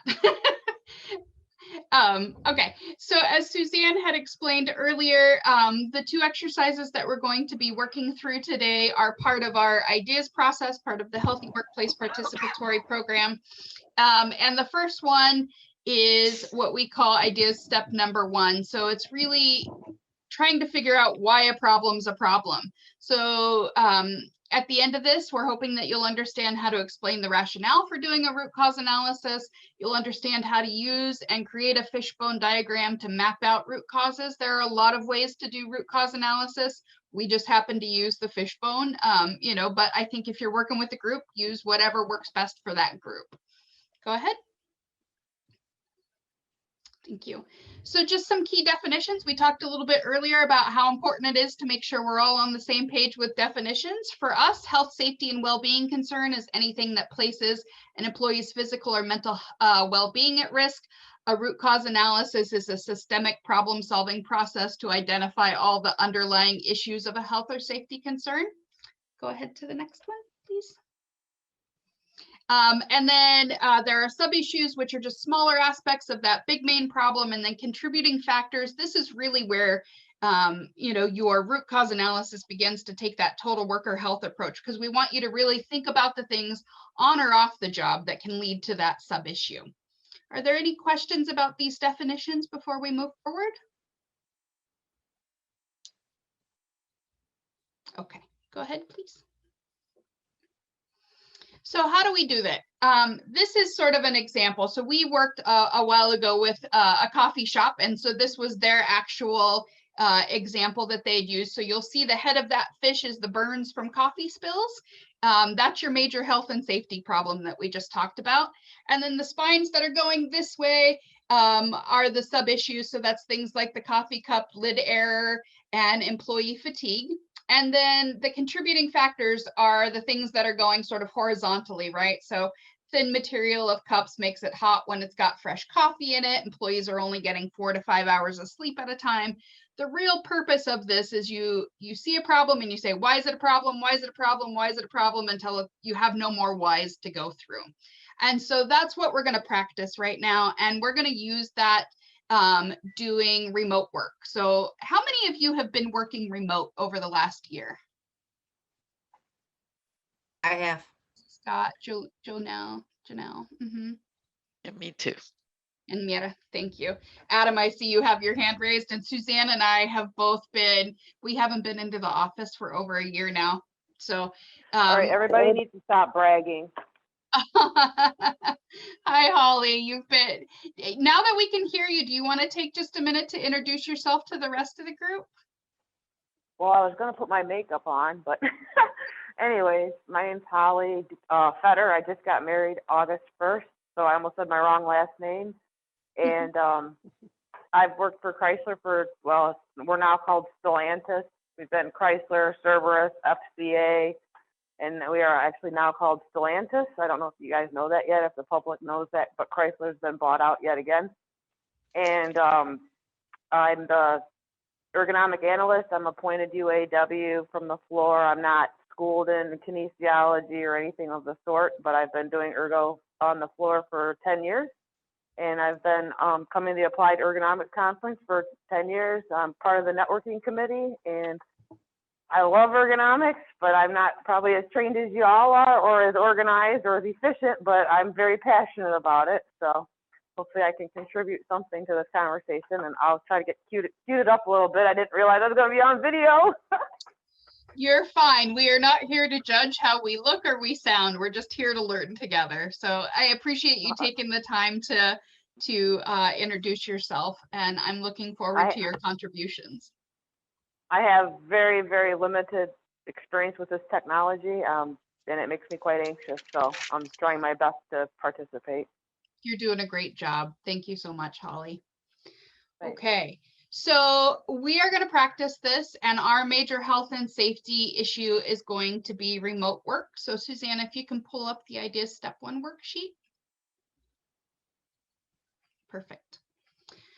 So in this exercise, you know, when Suzanne was explaining the committee structure before, there was the steering committee and the design team. In this exercise, you guys are going to be the design team. So I'm going to facilitate you through this exercise. So you can answer it if it applies to you. You can imagine it. There's really no sort of limitation on that, right? So the first thing that we're going to do is think about, you know, what are the health, safety, and well-being factors that are impacting remote work, remote work on employees. So what do you feel like might be one of those sub-issues, the spines that kind of go this way? Increased ergonomic pain and discomfort, you know, wrists, shoulders, elbows, neck, all those things. Mm-hmm. Thank you, Janelle. Ergonomic pain. Great.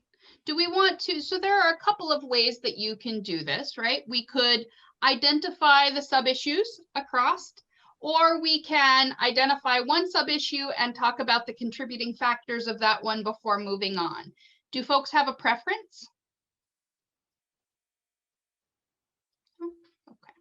That in my experience, I think it's easiest to start with one sub-issue and do the contributing factors for that. And sometimes I may ask you, ooh, do we really think that's a contributing factor, or is that a sub-issue all on its own? But hearing no objections, we're going to go ahead and proceed with that way for now. So what do we think are some of the contributing factors to ergonomic pain and discomfort? Improper setup of your work area. Mm-hmm. Thank you.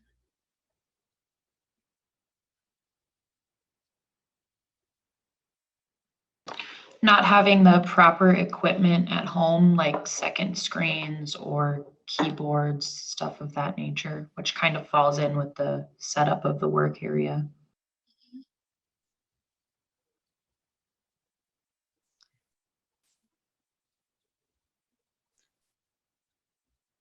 Having a poor work area to begin with, you know, maybe it's the kitchen table and you've got a lot of distractions, and it causes you to, you know, not be able to work as safely.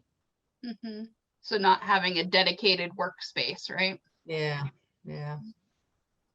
Didn't we already list that? Wasn't that the first thing? Can you explain what you mean? Improper setup of a work area. So Scott, Yeah. do you think What's the that's difference? the same thing? Okay. I do. Oh. So So now, how do I'm you sorry. feel about that? Yeah, I was looking more at the work, the fact of your not the way it's set up, just the fact that you're in a bad area, you know, kind of the location. The more the environment. location. So poor work environment, maybe. Right. The right. workspace. You don't have a dedicated workspace, right? That's sort of the heart of what you're getting at, Janelle. Yeah, and you know, again with the distractions and you know, not being able to have a set aside private area, maybe a room to yourself versus the dining room table, you know.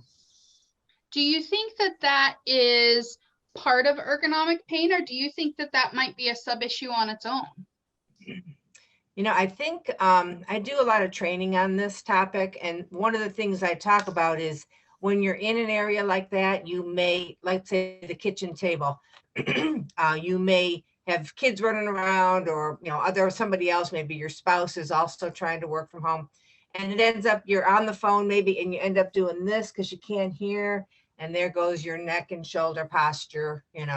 So it could be another issue, but I think it falls under here.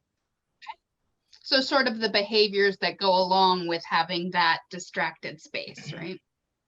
Yeah, the ergonomic strain and stress from that. I think maybe You guys also, find your I'm sorry, I think maybe longer periods of time, in a specific posture. Maybe you're sitting longer, you're working with a computer longer. That's what I was going to say. Are you guys static longer? You don't get up and move around, go to different meetings, move around as much? I don't know, because I don't get to stay at home. Thank you, Holly. I wonder, Mira and Holly, is that with the sub issue for the sitting and not moving, while I know it contributes to ergonomic pain and discomfort, are there more things like, is it a physical activity issue and not having the space to have physical activity? Well, I would think that, maybe that's separate, because this will be that, it's staying at the same posture. Maybe it's not a good posture for long periods of time. Great, thank you. And I see Adam has said in the chat that he'd like to contribute that lack of proper training on the equipment. So it's not only not having proper equipment, but not having the training to use it. Great.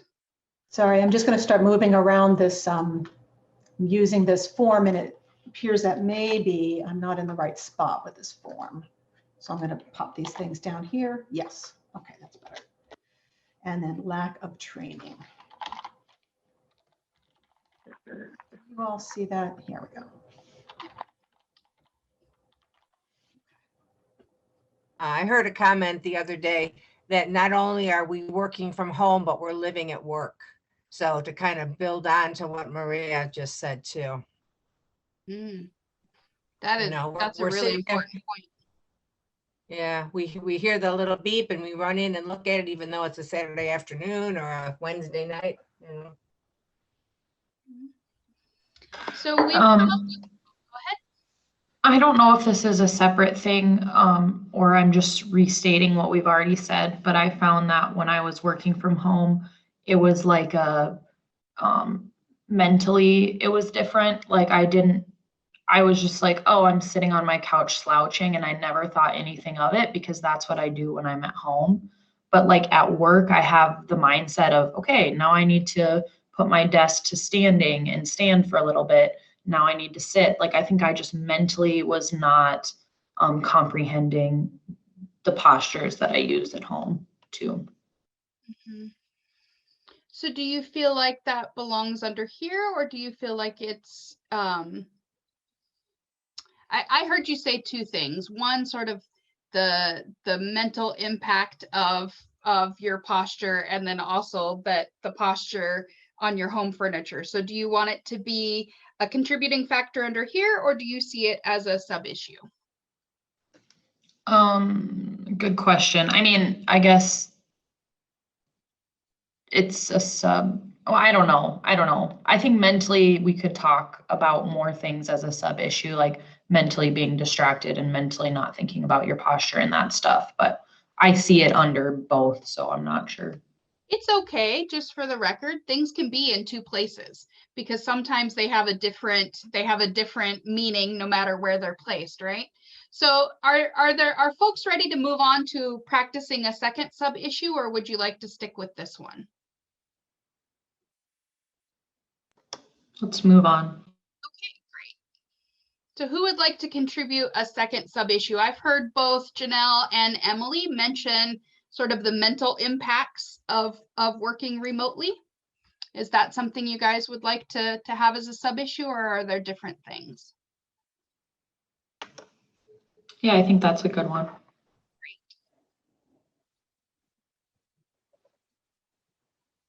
Sorry, I'm having a little trick.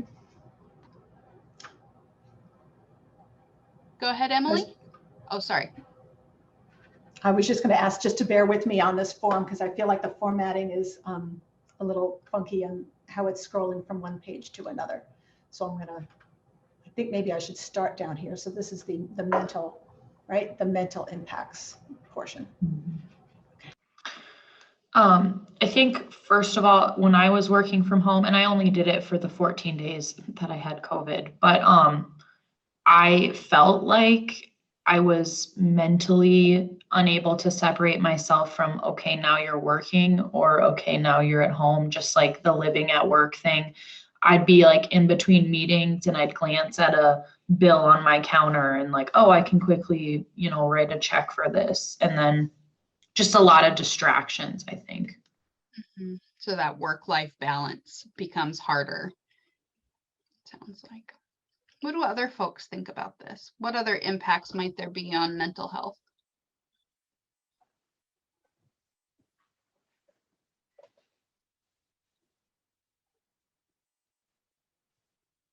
You don't have anybody to socialize with or vent about stuff. I think that's kind of important. I get enjoyment out of talking to people at work, even if it's non-ergonomic related sometimes. Thank you, Holly. I think there's an increased potential for burnout, where you just find that you're just constantly, you forget to get up from your desk. All of a sudden it's 10 hours and wow, I forgot to have breakfast this morning, let alone lunch. Especially with Zoom, I find sometimes I go from one meeting to the next meeting to the next meeting, and I'm, leaving one meeting a minute early to be at the next one on time, and that doesn't leave space for movement for sure, or eating. What do other folks think? I just want to add to a comment there. I know somebody who does it, but most people don't do it, and I should start doing it. But just like at work, if you had meetings back to back, you'd leave 10 minutes to get to the other meeting. So these Zoom calls, they should end in the 10 minutes before the hour. Yeah. But most people don't. They book it for the hour.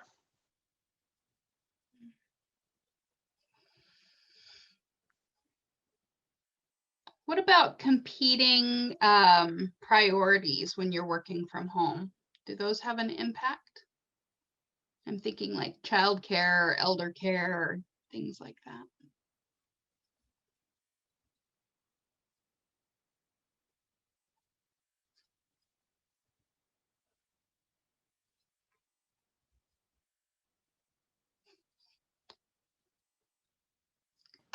I mean, I don't have any children or an elder to care for, so I don't know for sure, but I feel like obviously that plays a huge part, because if you're working from home, why would you pay for, a daycare or whatever? You'd probably keep your kids with you, I would assume. So it might even be pet care, right? So anecdotally, Suzanne often sees my little dog. It is not a human, but it was at the end of our last session. I had locked her out of this room and she was barking because she wanted to be in here in the middle of things. And so I quite often bring her to meetings with me because I don't have children, but it's one of those things. We all sort of have responsibilities outside of the work that we're being paid to do, and how do those compete with each other, right?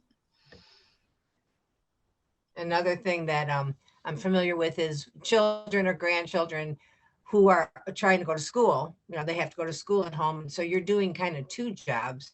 You may be also helping teach them, make sure they're on the right class at the right time. And so that ends up you're doing two jobs in one day. Yeah.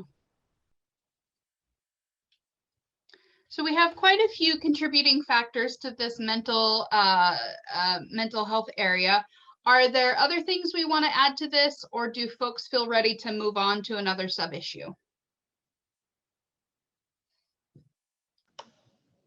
let's move on. Okay. Who has another sub-issue to contribute?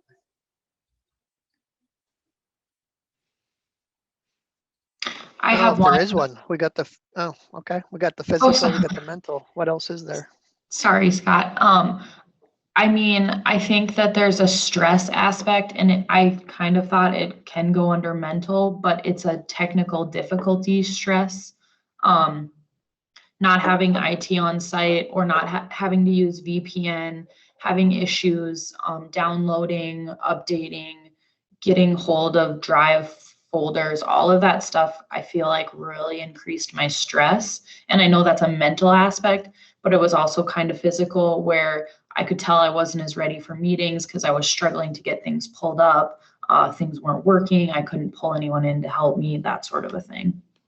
Yeah, thank you for naming that, Emily. I think you just named a lot of really great things, and Susanna's trying to keep up with them. So could we, I liked your specific examples. Can you give me one of them so that Suzanne can put it in here? And then we will invite others to contribute to it, and then certainly you as well could come back. Struggling to access folders or files with VPN. Thank you so much. What other technology issues have folks been struggling with? How about just the whole anxiety of being on a Zoom meeting in general? I think that's a really, that's important. Yeah. Like you always had I find when I'm on Zoom all the time, I feel like I have to be on, right? Where if I'm sitting in a meeting with folks and, I look some way, I'm not wondering, are they curious if I'm paying attention or not? But in Zoom, I feel like I always am. And then, you see yourself all the time. And so you're like, oh my goodness, is this hair out of place? Is this happening? So I think there's a lot of anxiety that comes with that. So thank you. How about other folks? What technology issues have you struggled with during the past year? I think what we're doing today, facilitating a discussion, depending upon what platform. I think most of the platforms work the same way, but when you go to do a slideshow, present a slideshow, like I noticed today, you guys are using the slide view, but if you use the slideshow, your whole screen disappears, and it's harder to see the participants, and because if you have two screens, one screen is the presentation, the other screen is the presentation notes. You can shut that off, but most people don't know that. So I think Emily hit a huge topic. There's just so many things to be proficient and efficient and doing these meetings that it's endless. Mm-hmm. Yeah, thank you. I think I know myself personally, I've gone back and forth, and Suzanne and I talked, do we put it in presentation view or do we not? And there's certainly, the benefit of bigger is that then everybody can see it more fully. But if you are the one presenting, when you lose sight of the people who are in your group, that makes it much harder to be an effective facilitator. Yeah, and there are the little tricks too. You minimize your ribbons on the top and move your slide deck off on the left-hand side. But yeah, there's no one best way to do it, but there's a lot of options. I think a lot of stress comes with that because, maybe a lot of people, like Holly was saying, the anxiety of being on Zoom isn't just about being on all the time, but it's having the training to operate in these platforms that maybe you hadn't had before. What other folks? I'm sorry, go ahead, Scott. Well, I was just going to say as well, we're talking to a group of people interested in facilitating, but facilitating itself when people are not used to the technology can be quite stressful. How many times can you say, put your phone on mute? I don't know if they all work the same way, but WebEx now you cannot unmute people because of the privacy issues with what you might hear. So you have to send them a request to unmute themselves. So I'm on meetings quite a bit, and it's after a year's time, it's still a problem. Mm-hmm. Yeah. Any final thoughts on technology? I see Adam is saying in the chat, how much work is actually getting done? Is Zoom a distraction from work, or is work a distraction from Zoom? Ooh, that's a good conversation. What do folks think about that?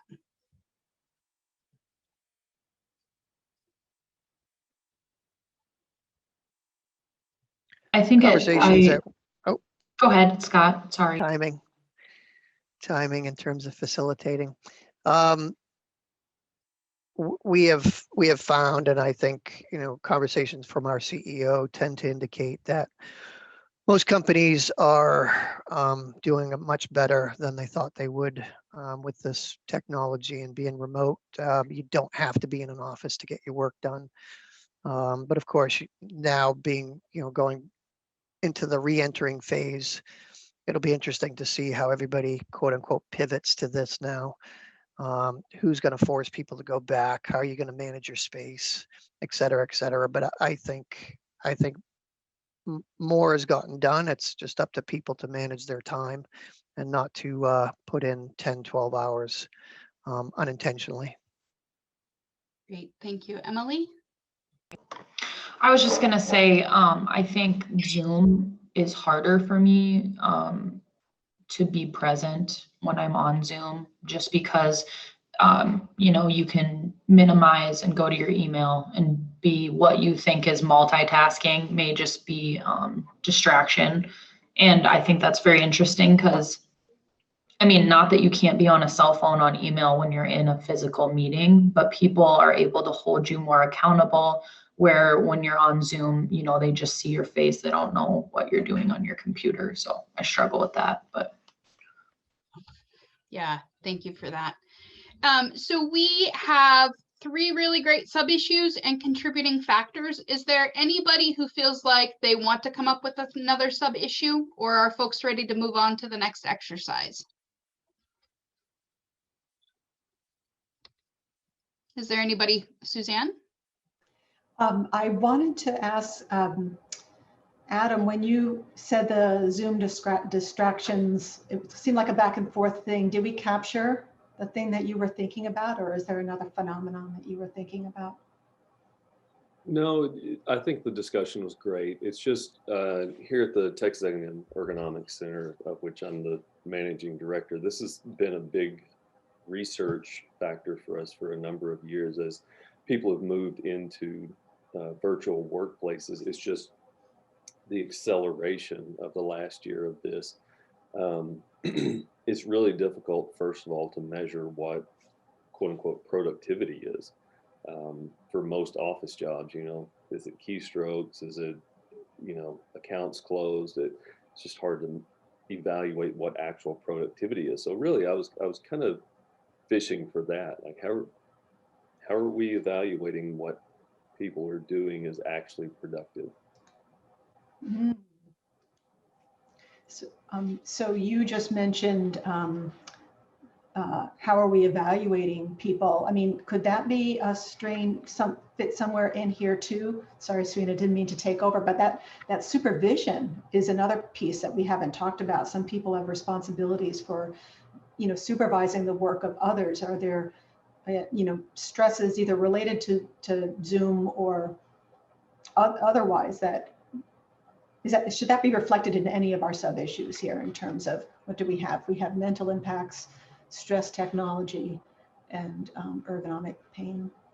So as someone who manages people, and I'm an educator, but I'm also a supervisory role. And so my wife tells me this all the time because she's a elementary school teacher. It's hard to make sure that people are getting the work done. It's easier for her because she teaches first graders, so either the assignment gets completed or it doesn't. But I think that's kind of the point I'm at in my supervisory role is the work getting done or not? It doesn't really matter how much time they spend on it. Is it good quality work when it's turned in? And is that the only metric that really counts? Mm-hmm. I'm wondering if I know we voted not to maybe add another one, but it seems like maybe it's another whole sub issue of interacting with our subordinates. I think that it probably is. So, but I think we should ask the group because we really are at time if we're going to get through the rest of our agenda today. So do folks want to give 5 more minutes to working out this next sub issue, or do you want to move on to the next activity? I'm just going to go through real quickly a round robin, and you can say sub issue or move on. Emily? Move on. Thank you. Scott? Move on. Thank you. Adam? It's fine to move on. Okay. Janelle? Move on is fine. Thank you. Holly? I'm good to move on. Thank you. Mira? Same, move on. Great. Thank you so much. I think it's really, this is part of why we have co-facilitators, is so that if one of us aren't thinking of something, the other one will bring it out.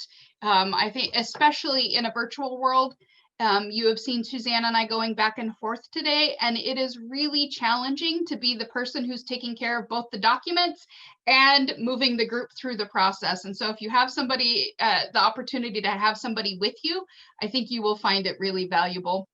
If we could go back to the slides, please. Thank you. Next slide.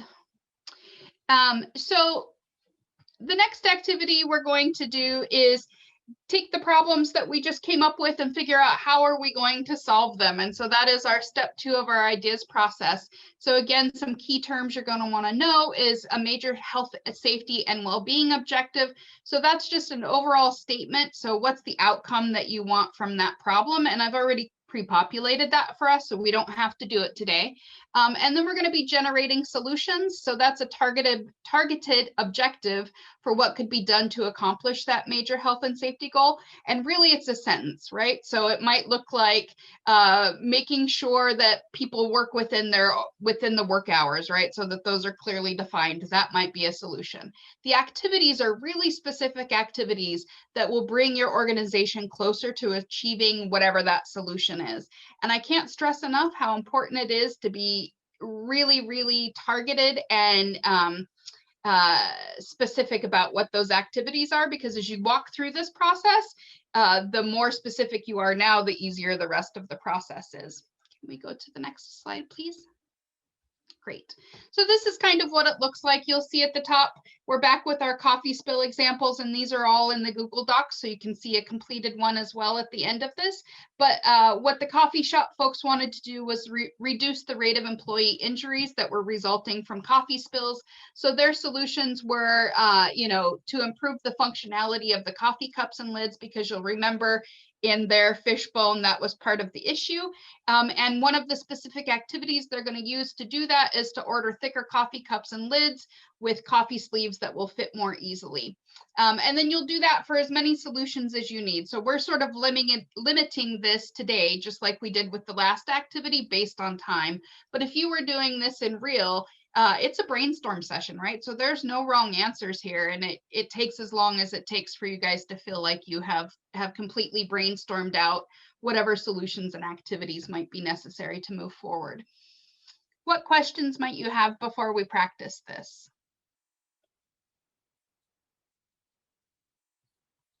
Okay, if we could bring up the step 2 worksheet, please. Yeah, let's look at step 1 first. Thank you. So just bear in mind, our sub-issues were, can you pause for a second? Sorry. Were ergonomic pain and discomfort, mental impacts, and technology stress. So you're going to want to really keep yourself grounded in those things when you are coming up with your solutions. So, right, so you're going to think about what are the contributing factors, what are those sub-factors to come up with our solution. So, for example, we might want to take ergonomic pain and discomfort and come up with the solution for that first. So I guess if you want to copy and paste it now, Suzanne, thank you. That's what I'm thinking. Maybe I should. To what degree are we going to need to jump? We might need to jump back and forth to look at some of the sources. So what I'm going to do is I'm going to do a little copying and pasting. Sorry, I need to get rid of. This is a Zoom thing, right? Oh, I'm not actually, I don't think I'm pasting here, am I? Just as reminders, but it can be Just as a reworded. reminder, because we're gonna convert these things Yes. into solution language. So we can work through one of these at a time. Thank you. So the overall major health and safety objective that I already filled in for us was to reduce the risk of negative health exposures to remote workers. So what might be a solution to ergonomic pain and discomfort? And don't get too caught up in wordsmithing, because you can always come back and change it later. But you know, what's a smart solution that you would want to put here? I think training with tips and how to address those, risk factors that you may be encountering in your home setup. So ergonomic training for all staff might be the solution. Is that what I'm hearing, Mira? Yes. Okay. I would add training and assessments, like self-assessments on their workstations or whatever. Yeah. Thank you.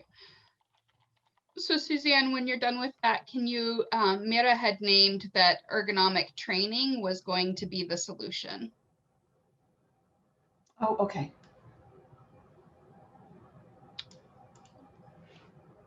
Sorry. That's okay. It's a lot. So then what shall we do? Is it, is the assessment part of that, or is it a separate solution? I think the assessment is the activity that helps get to that, right? I was meaning it as ergonomic training and self-assessments as the solution, but I don't know. Oh, okay. Sure. Yeah. Thank you for clarifying that.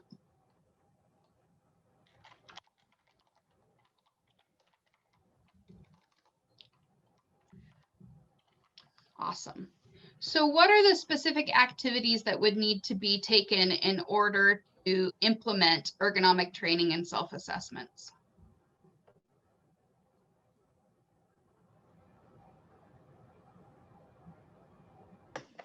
I know with our company, we just basically purchased a membership with a platform that had the training and had the tools for self-assessment all combined in one. But if you were going to do a specific training, you'd have to first create the training and then find a way to roll it out, communicate, include how to do a self-assessment, all that stuff. So it depends which route we want to go, if we want to go the easy route or the difficult one. Well, I think you can name both of those things, right? So if what you're suggesting in this brainstorm is that the company purchase a platform to do those things, that's one activity. And then I heard you say that maybe if the group doesn't decide to take that activity, you could develop it in-house, right? So you would need, thank you. If at any point, what Suzanne's typing or the way that I'm helping her to know what to type is not what you really mean, sort of like Emily just did, please feel free to speak up and say, hey, that's not exactly what I meant. Okay. What other activities would be necessary to implement ergonomic training and self-assessments?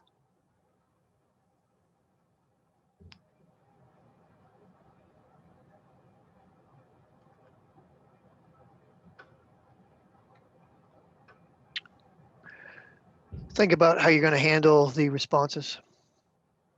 Can you say a little bit more about that? Quite frankly, we're not purchasing everybody a new chair. So, I mean, how are we, if we're working together, how are we going to respond to the requests that come in? So, is that a policy? Sorry, go ahead, Suzanne. My clarifying question was, so are you, this sounds like you're considering what budget you have to support, or what your budget limitations are. Budgeting, and I guess maybe what we're going to do, what we're not going to do. Are we going to set guardrails around how we're going to handle the outcomes of this training?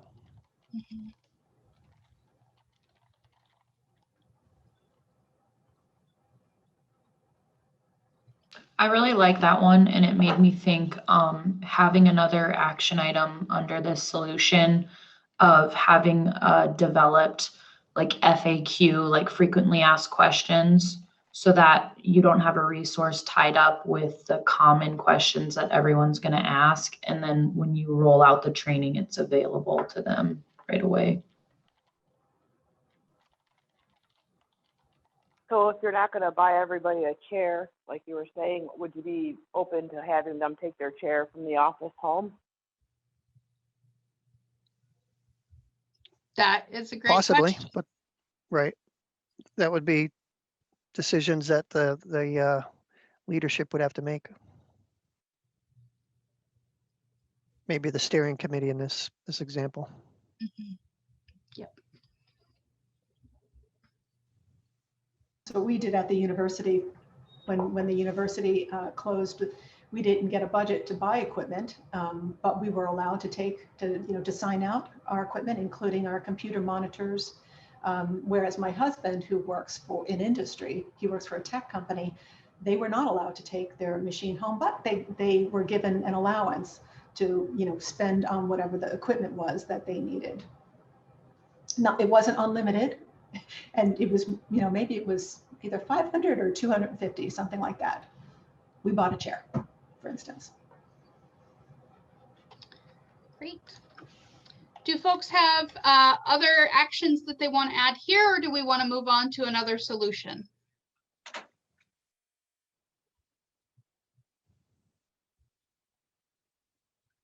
Suzanne, if you could take a second while folks are just sort of thinking about these and bring over the other two sub issues, that would be really helpful. Thank you. Janelle, I see you speaking, love, and I don't know if it's to us, but you're on mute. I was talking to myself. Oh, okay. I do that quite often. Mental well-being, and the solution for mental well-being is you're talking to yourself. That's the problem. It's a healthy coping. I'm wondering, I think it might be useful just to check back, like if we were doing this in person, a lot of times we work with flip charts or whiteboards, and we'd be able to just look over and see what was there. But on the screen, we're looking at one thing at a time. Serena, it might just be helpful to just take a peek at the kinds of things that people talked about. This work, non-work balance, the nobody to socialize with, the more potential for burnout because we're working all that we just forget and we just keep attached to the screen. Zoom calls running into each other, which is one of the reasons that happens. Caregiving roles, and which includes if you have kids at home helping them with schooling. So what might be a solution to mental well-being?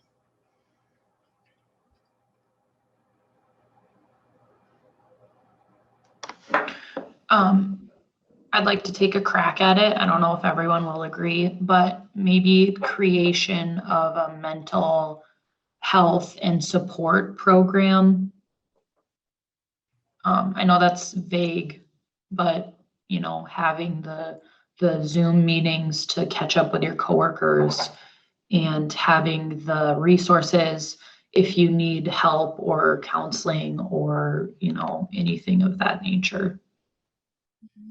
Thank you, Emily.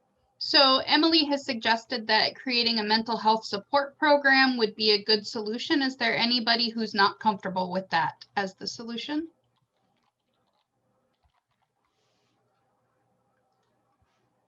Okay, hearing none. Suzanne, if you can move that create mental health support program up to the solution. Oh, okay, I forgot it again. Okay, I got it mixed up. One thing that we do when we work with teams around this process is that we reinforce with them that what we're doing here is generating ideas. So what we want to, all ideas can get a place on the chart. It doesn't mean that by putting an idea on the chart, it means that we assume the company is going to do it or that there will be budget to support it. But it's idea generation. So we want to get as many. We want this to be a creative process. More ideas is better. We can winnow them down later. Great, thank you. So Emily had the idea of creating this mental health and support program. How do we do that? What actions are going to be needed to implement that?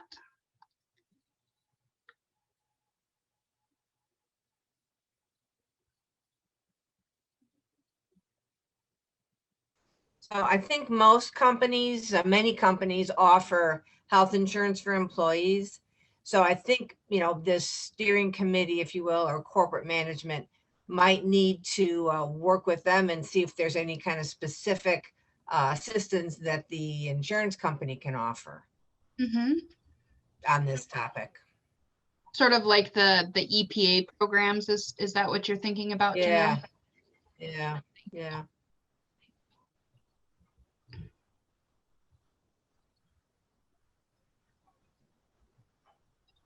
Suppose they could generate flyers or newsletters, something with helpful tips.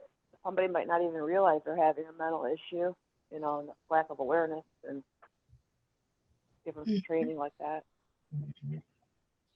Yeah, thank you. Like at our company, they have created a site in our internal intranet that is dedicated to well-being and has like videos and information on meditation and all kinds of mental health topics. Do folks use that, Mira, or do you have any sense of that? I couldn't tell you for sure how much they use it now. Yeah, thank you.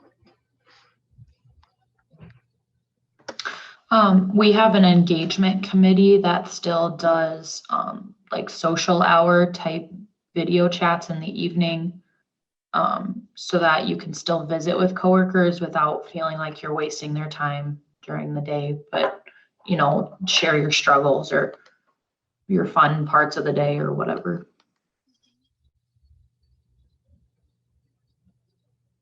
So if you were doing this in real, you might want to just say then, you know, you have this engagement committee, but maybe others don't, right? So if you're wanting to create this, if your suggestion is to create this engagement committee, you'll just want to say create an engagement committee, right? So that you recognize it's not something that already exists.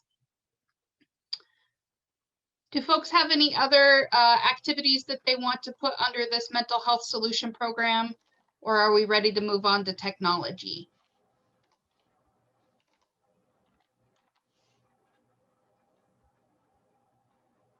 I had a thought, I don't know if it works here, but encouraging like a guideline for supervisors to check in on their team so many times a week, just to, you know, touch base. Thank you. I think that really kind of goes back to the conversation that Adam brought up at the end of our last activity of how do you know what work's being done and how do you check in with folks on a regular basis. Those two things might be married well together. I think another thing that might be helpful, if corporate can send the message to their employees that they don't want people working 10, 12 hours a day. You know, it's in many ways it's bad for the employee, but keeping it to regular hours is a win-win for everyone. But that would have to come from upper management sometimes. It's a little bit of leading by example, right? Like here's what our making sure expectations are on the table, like we did at the beginning of this session, right? This is what I expect of myself as upper leadership. This is what I expect of you as my employee. Right. It helps the culture of the company to know that they're valued, you know, and it's not just everybody work as hard as you can. They're actually looking out for you. Right. Great. So we have about 5 minutes left. Let's move on to the technology one. Do folks have an idea for a solution for technology stress? Training program, simulation, something they can practice before the actual happens.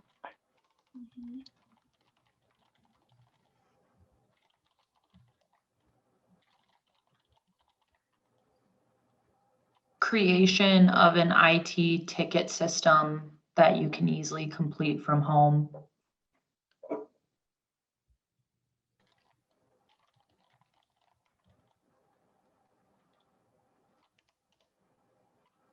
How about a teenage kid that's not doing anything that can sit by and help me? Or even an elementary, you know, kindergartner, whatever. They all know it better than I do. Are you suggesting that your employer just give every employee a teenage kid or an elementary school kid to help with technology? Yeah, that would work. Emily, I saw you look like you were about ready to say something. No, I was just laughing. I think that's hilarious. A lot of us talk about our IT guys at home, our home IT guys. It is my teenager and my husband. I'm sorry, I don't mean to stereotype, but some of us really don't want to learn what's behind the lid. What we don't want to know what's under the lid.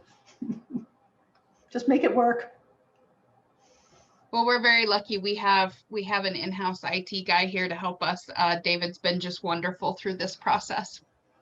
So, any final thoughts on activities to help with this technology stress? I'm curious what people think about limits. What do you mean by limits? It's been brought up several times that, you know, we spend hours a day on Zoom. Why don't we limit the amount of Zoom calls that we can be on in the day? Yeah. So are you suggesting a policy that limits the number, Adam? I'm not a big fan of policies, but you know, I mean, I've turned them down just personally. Maybe some guidelines. Yeah, I think Suzanne guideline might be good. Just everybody knows what they can handle, and I can't be on Zoom for hours and hours and hours continuously throughout the day. Right. Thank you so much. Does that mean that you choose to skip meetings? Like, I'm wondering how that, yes, if it's not I'm an industrial engineer, and so if it's not a value-added task and I can get by without it, if I can just look at the meeting notes and understand everything I need to, I have, in full honesty and disclosure, I have skipped meetings just so I can actually take a break from being on Zoom. Mm-hmm. Could I ask a follow-up question about that? Because this is really an important point of control on the job, and our exposure to the screen is so much controlled by like what we have to do in the workplace. And a lot of people can't decide not to, you know, have meetings. So my husband is morning to night for his tech company. It's like constantly all day. So could we envision how a work group might decide to operate? Like, so I'm wondering if that's a great question. Like, being in academia, I think I'm a very isolated viewpoint of this. I would probably say it's different for every group. I work a lot with people in industry, and they're very much like your husband. It's 8 to well past 5 every day on Zoom calls. And so that was kind of what my previous question about the actual productivity was, is if we're on Zoom calls all day, what's our actual productivity level? Mm-hmm. And so for me, my productivity increases when I'm not on Zoom. One thing I was thinking about is, could we imagine that a work group, you know, every organization is going to be different, but if there's a group that we're working with all the time, could we agree, for example, not to schedule a meeting from noon to 1? You know, that yes, we know my that center, we've done that. We've blocked off times that we have mutually agreed we're not going to schedule meetings during this time. We have set times that we do, but everything was agreed upon beforehand. You know, we understand that all of the members in my center group, that we need to actually get work done, and sometimes work is done not on Zoom. I see Scott had something he'd like to contribute. Yeah, I mean, it could be discussed several different ways, but I think what we did today, actually have an open, honest conversation about ground rules. we've been having them internally about values, and whether you have that specific conversation or not. I mean, it should be, somebody wrote down supervisor guidelines. That's where it all starts. But if it doesn't, it just takes somebody on one of these teams to bring that up and to question it.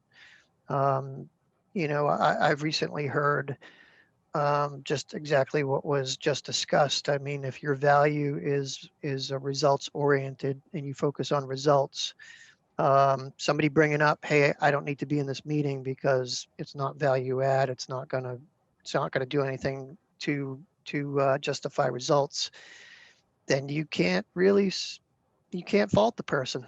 And it's about bringing out those circumstances and treating people fairly, and absolutely agree.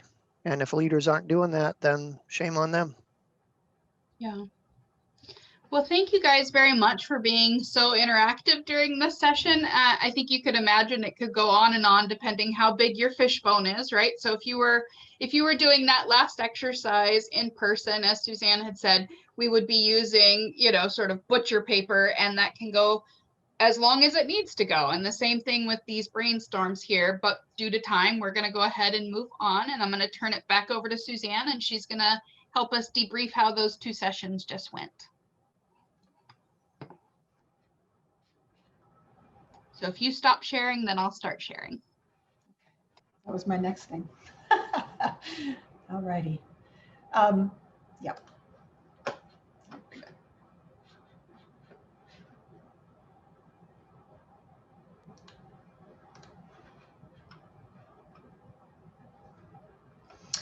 Okay, so you went to watch some skills videos.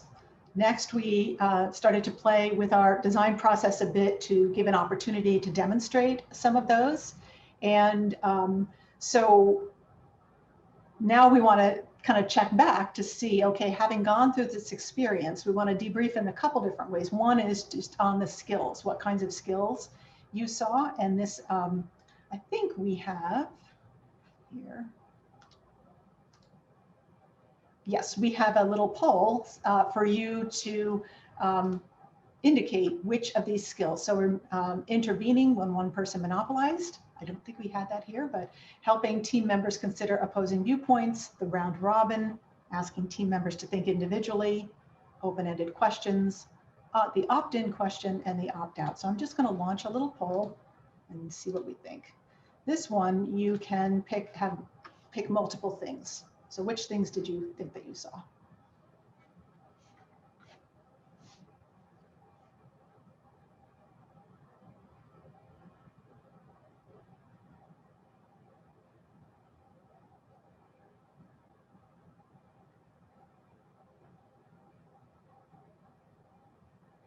Okay, so we've got lots of votes here. That's still coming in. I'm just going to give this another 30 seconds.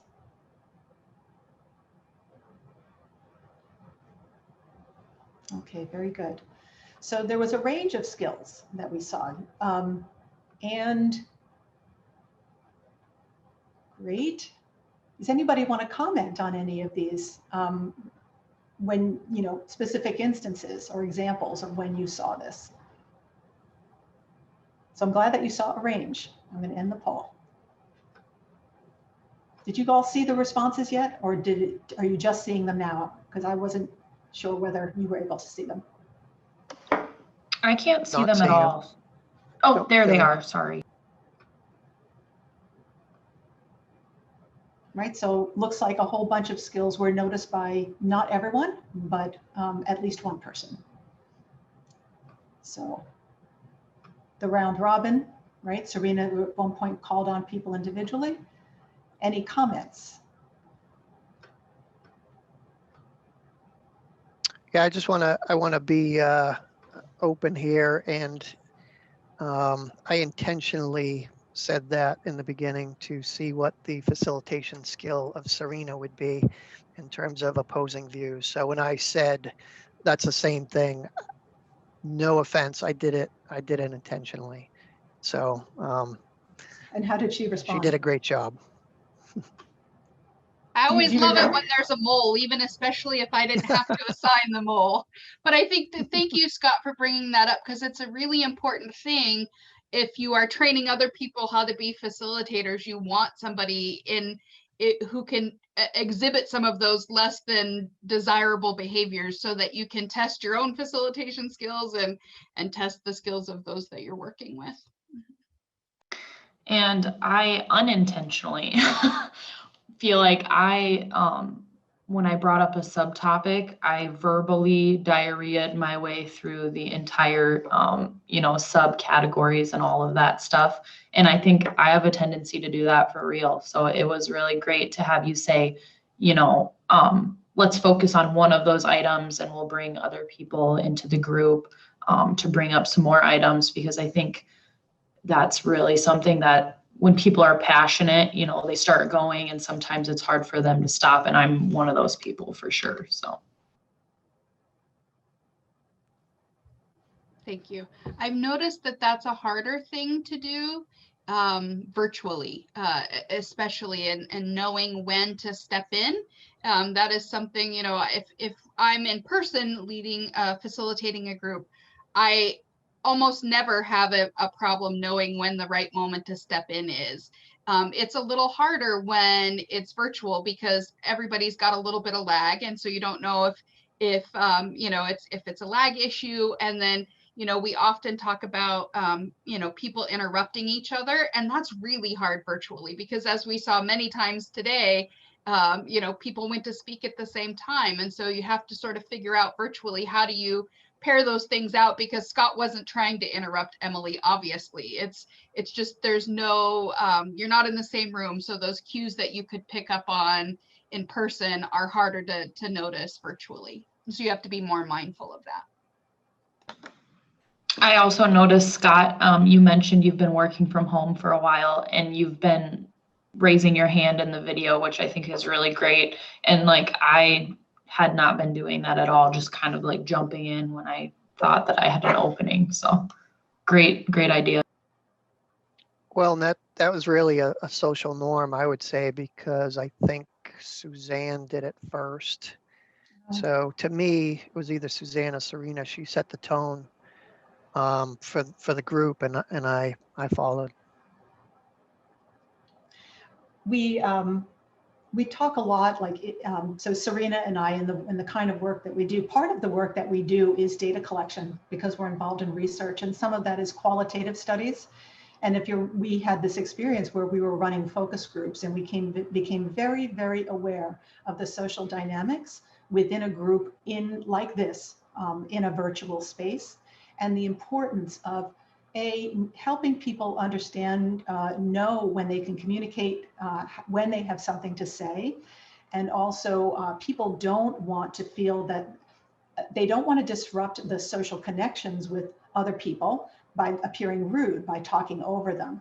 So the larger the group, we find that the more structured you need to be in terms of, maybe we ask people, when you want to say something, please raise your hand. And Zoom has a button for that, but not unless you can see everyone in the gallery. It's very hard to see when you're raising your hand. So sometimes, so you can use that little electronic hand raising thing, but it's also easy enough just to do this, and then it will cue the facilitator or the person leading the discussion. And it allows, you can see when I have something to say too. So it's very helpful like that. So, yeah. I also thought setting the ground rules, like we were talking earlier, I just realized now that since I jumped on 20 minutes late, if we would have had that discussion right away, I would have missed it. So that's hard from that aspect too.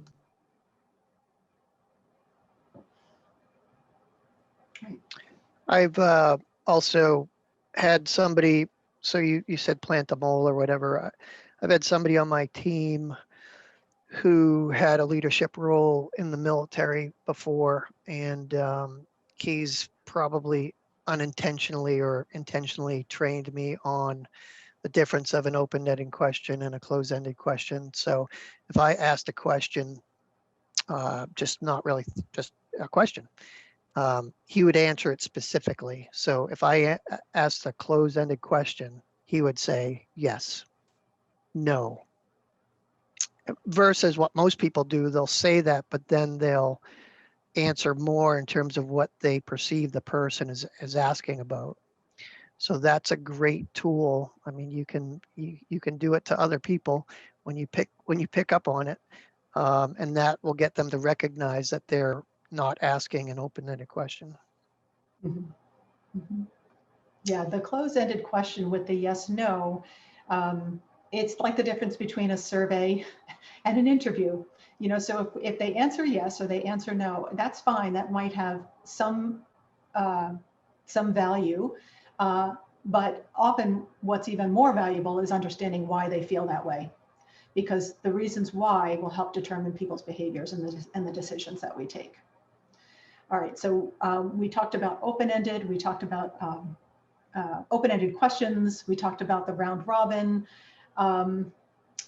we talked about Serena responding when to the situation where you kind of went through a whole litany of ideas, which was great. And I think the way that she did that was one that first reinforced, encouraged you, right? She said, thank you for contributing all. Those are really great ideas. So she validated your contribution and then very kindly went into the correction. Can you just name one of those so that Suzanne can write it down?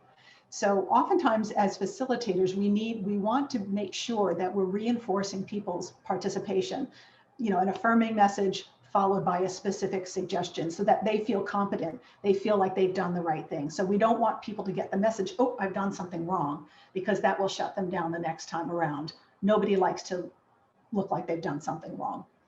And that's part of that relationship. You remember the triangle I said earlier, you know, relationships is part of it. Again, helping people feel good about their contributions. We signal that with our language. I'm reminding myself of the other skills, but I should probably move to these next discussion questions because we want to keep things moving and on time. So think about your own experience as you have facilitated group discussions or group meetings or projects or a team of people. What challenges do you have in using facilitation skills? Because this stuff's not always easy.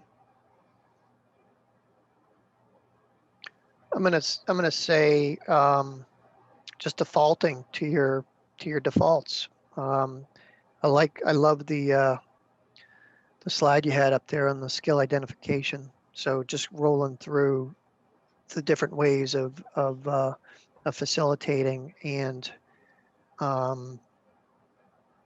you know, just not defaulting to what's most comfortable for you. So that's a challenge.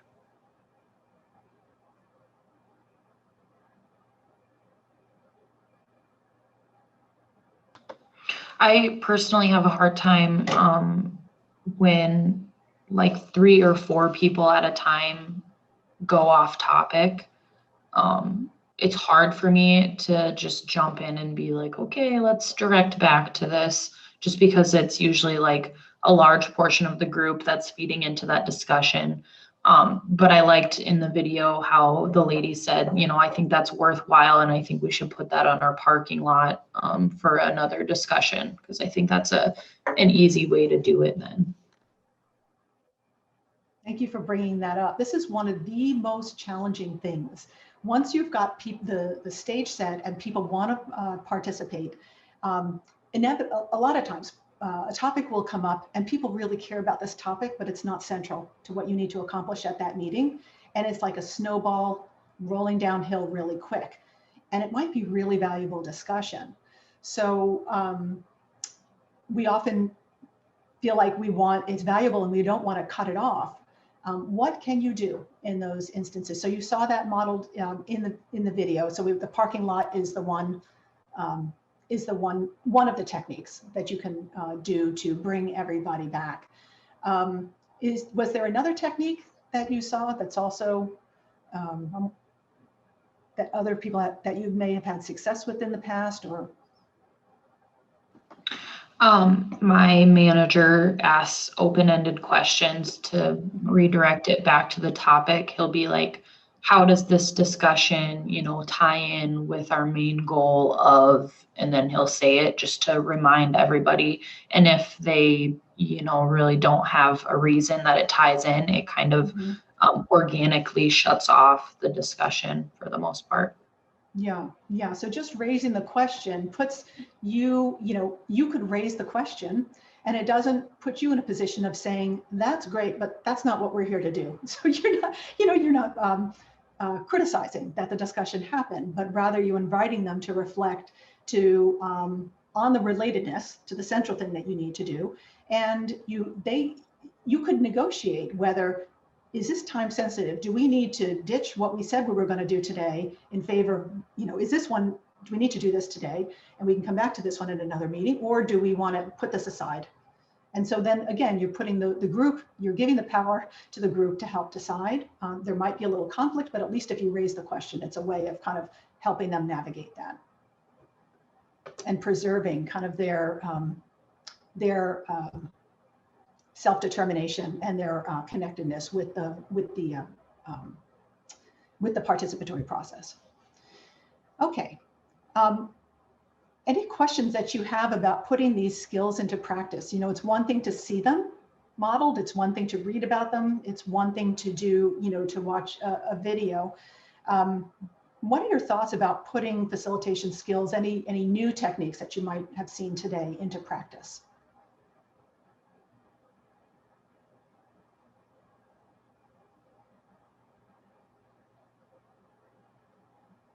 In other words, let me ask it a different way. Do you feel that having talked about it, viewed it, would make it easy for you to, okay, the next time I'm in this situation, I'm just going to do this? Or is there some? Yeah, I think all these are such great ideas, and some of them are not intuitive for people who haven't, really put them into practice. So I think it's muscle memory. The more you do it, if you have notes the first time, helps you remember. And then each time you do it, it becomes part of your, abilities. That's great, Janelle. Thank you for that suggestion. So later, before we close out the session, I'm going to show you a little tool that we have that you have in your in the folder that we created for you about practicing. I love that you said muscle memory. It's really exactly that. And we've shown, we've outlined, maybe 8 different skills today, but it's impossible to practice 8 skills. So I would encourage you as we're, as you go through this, to think of the thing, what are the things I most want to improve upon? And then you can think about how to practice that. Take one at a time is what I'm suggesting. Okay, and for the activities we have themselves, we just went through this, we practiced 2 different things, our design process, the first and second steps. What questions do you have about these activities? Like, I'm wondering if you, could you envision doing these in your workplace? Do you already do things like this? What questions would you have about being able to actually implement what we just did in your own work settings?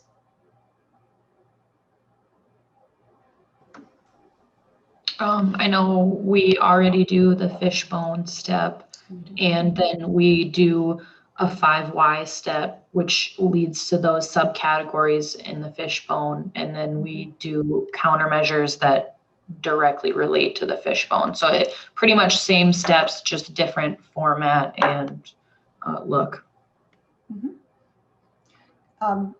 Just a follow-on question. When you do the fishbone, like, I'm wondering, how long do you spend on that? Because we found that you could spend a long time on it. I was curious about your experience. Yeah, so we usually do it for any injuries or incidents that occur. And so we spend about a half an hour to 45 minutes on the fishbone. And then at the end of that 1 hour meeting, we start to dive into the 5 why process. And then we have a second follow-up meeting that's finishing the 5 why and coming up with the countermeasures and implementation dates. Great, thank you. I have a question. And this is just I guess more of a content question with that. Is anybody an advocate, or has anybody eliminated the root cause discussion, like, or identifying that on a line? The root cause was or is, because to me, the 5 whys is a great model, great practice, leads to a number of different ways you can go and contributing factors, which I believe is a better way to go, because most people in industry aren't quote unquote root cause experts. So all the forums that are out there in terms of an incident happening and an investigation, and then there's always a line that says root cause. It drives me nuts. I'd love to get rid of it. I kind of agree with you, Scott. I think we choose 3 of the main causes from our fishbone, and that's what we 5 why is 3 to 5 of those items on the fishbone. And I like to stay away from the root cause word because my computer just.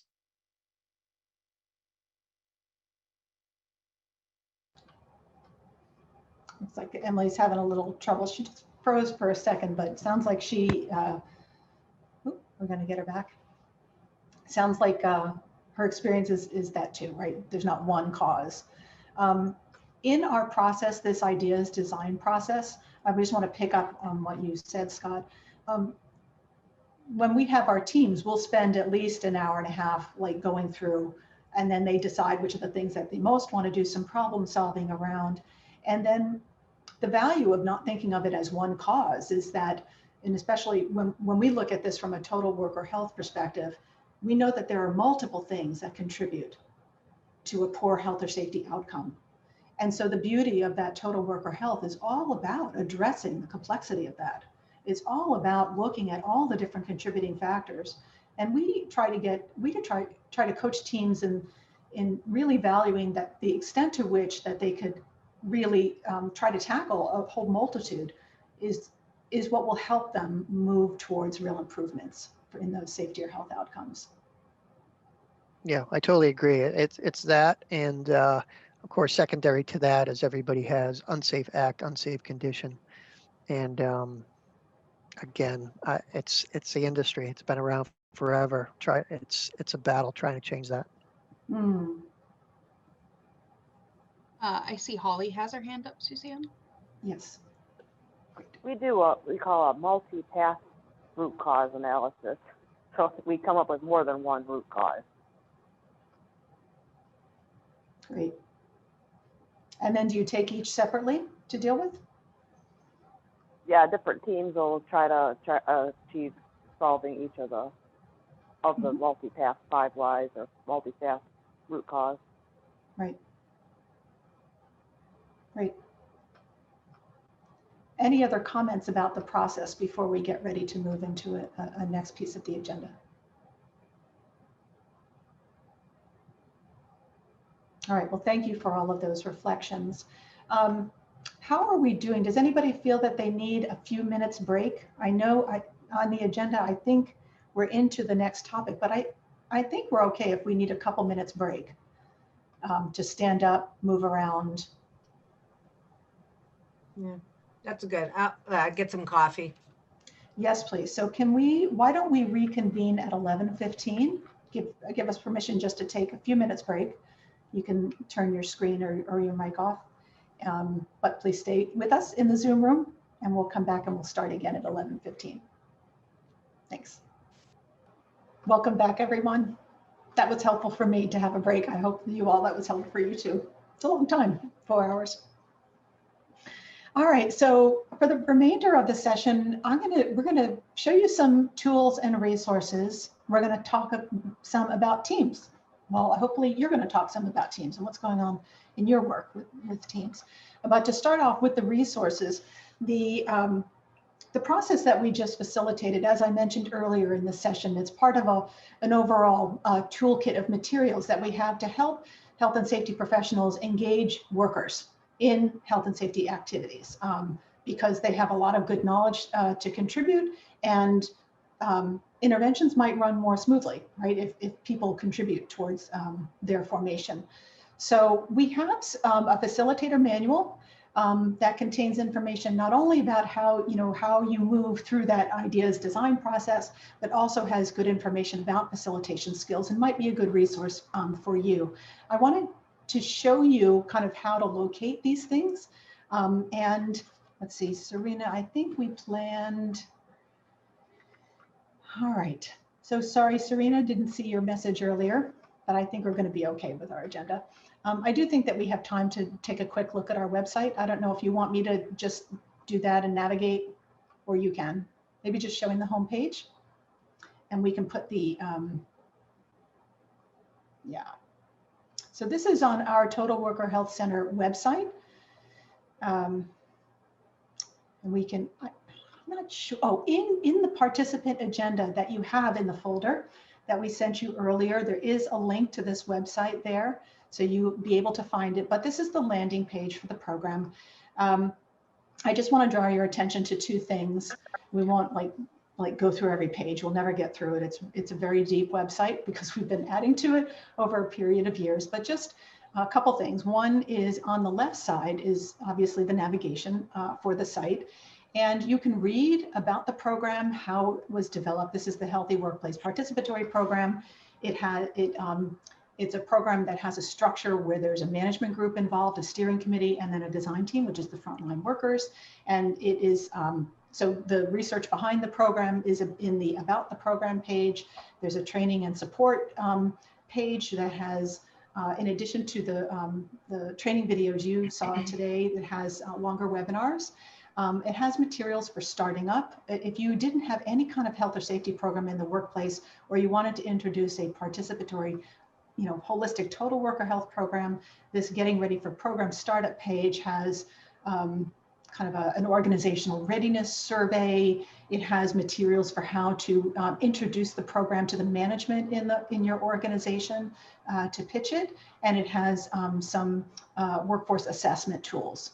Surveying employees, those kinds of instruments. Yes, Janelle. Suzanne, sorry, I don't mean to interrupt your flow here, but did you say you sent a folder via email with things? I don't think I got that. Or Yeah, maybe let's make sure that you know where that is. So I put it in the chat, Janelle. Nothing got sent via email because we don't have access to your emails. So before we end, I'll put the link in the chat again so that you don't have to scroll through the whole thing to find it. Thank you. Yeah, because so many, we wanted you to have whatever we worked on today, including the group brainstorm. So whenever we took notes, those documents with those notes are also in that folder if you wanted to refer back to them. So thanks for interrupting me. Yes, please do. Other things for you to note on this page. If you were looking to, Serena, maybe 2 pages we should look at. One is the design team startup page. So if you were looking to start a whole new group, or you had a client organization that wanted to, there's some resources for how to start up a group. We have startup sessions 1, 2, and 3. So these are where a team gets together, decides on their purpose, their mission, setting the ground rules, deciding what they're going to focus on. It helps them form their identity as a new team. So that's useful when you have a team that's starting up new.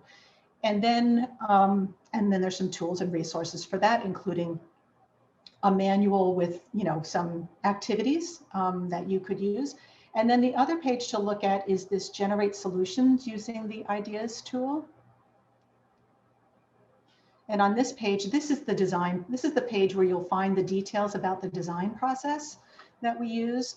We did, as you know, we did steps 1 and 2 today, which is just kind of once you decide on an issue that you want to make some improvement in, ideas. 1, what's behind the issue, understanding the issue, and then coming up with solutions. There are some other steps in the process that say, okay, now you've come up with some solution ideas.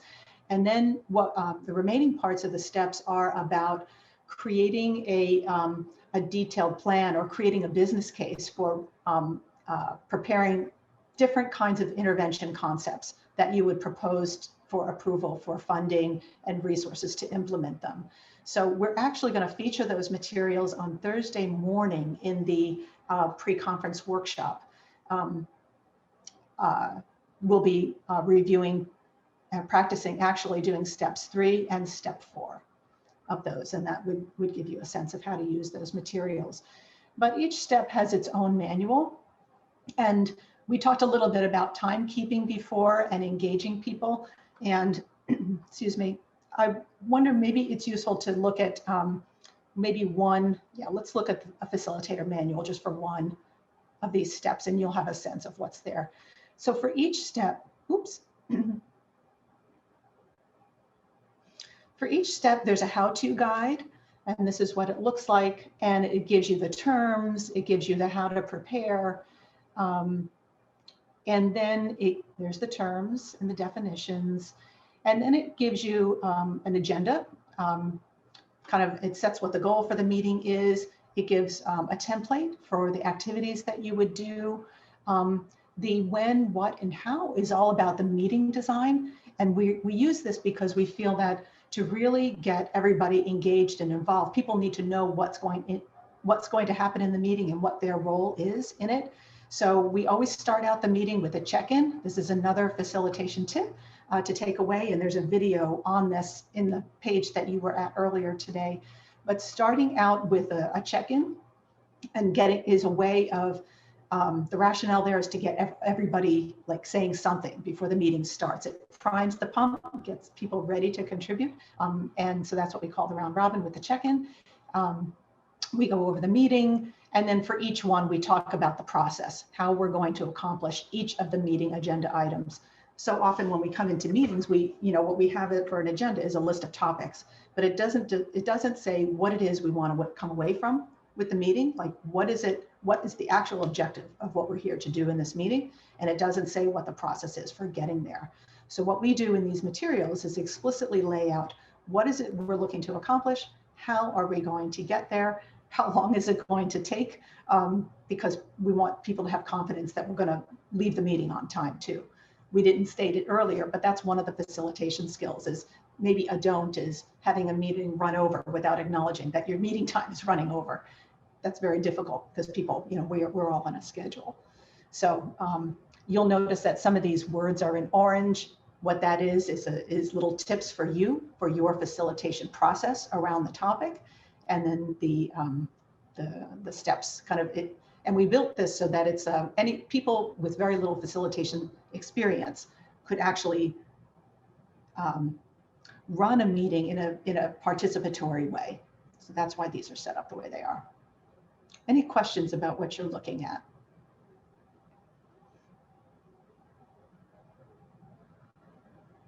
Okay, hearing none. Serena, would you back out of the facilitation manual and, I guess we can go there. One more thing just to show you before we leave the website. I wanted you to note that for each of these design steps, you have not only the facilitator guide and meeting materials for participants, but there's also a little tutorial video on how you do that step. And these are 3 to 4 minutes long. Well, I lied. That one's 9 minutes long. No, I'm not sure that the new one is 9 minutes long, but you can also find those on our YouTube. Mm-hmm. All right, very good. So Serena, I think that's it for the demonstration of the website, but we wanted you to know kind of how to get here. And we will have the website at the end as well. So that's the toolkit website. We spoke to meeting design a minute ago, so I don't think maybe we need that one, looking at the time. So let's talk about teams for a few minutes. So each of you, it sounds like based on what you talked about in terms of the own kind of facilitation that you do earlier, you might have different kinds of teams. So we wanted to hear from you kind of to what extent you're using teams or groups in your workplace, and what does it mean for a team? We want to talk about qualities of a really high functioning team, and what does that look like, and how do we get there? So that's the question for this group. What does it mean to have a high performing ergonomics team?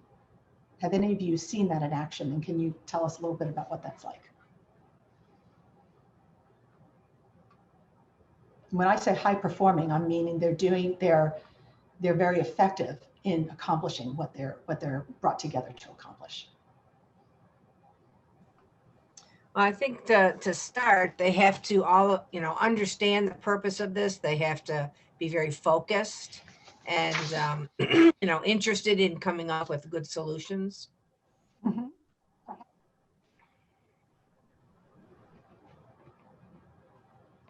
Other ideas? Yeah.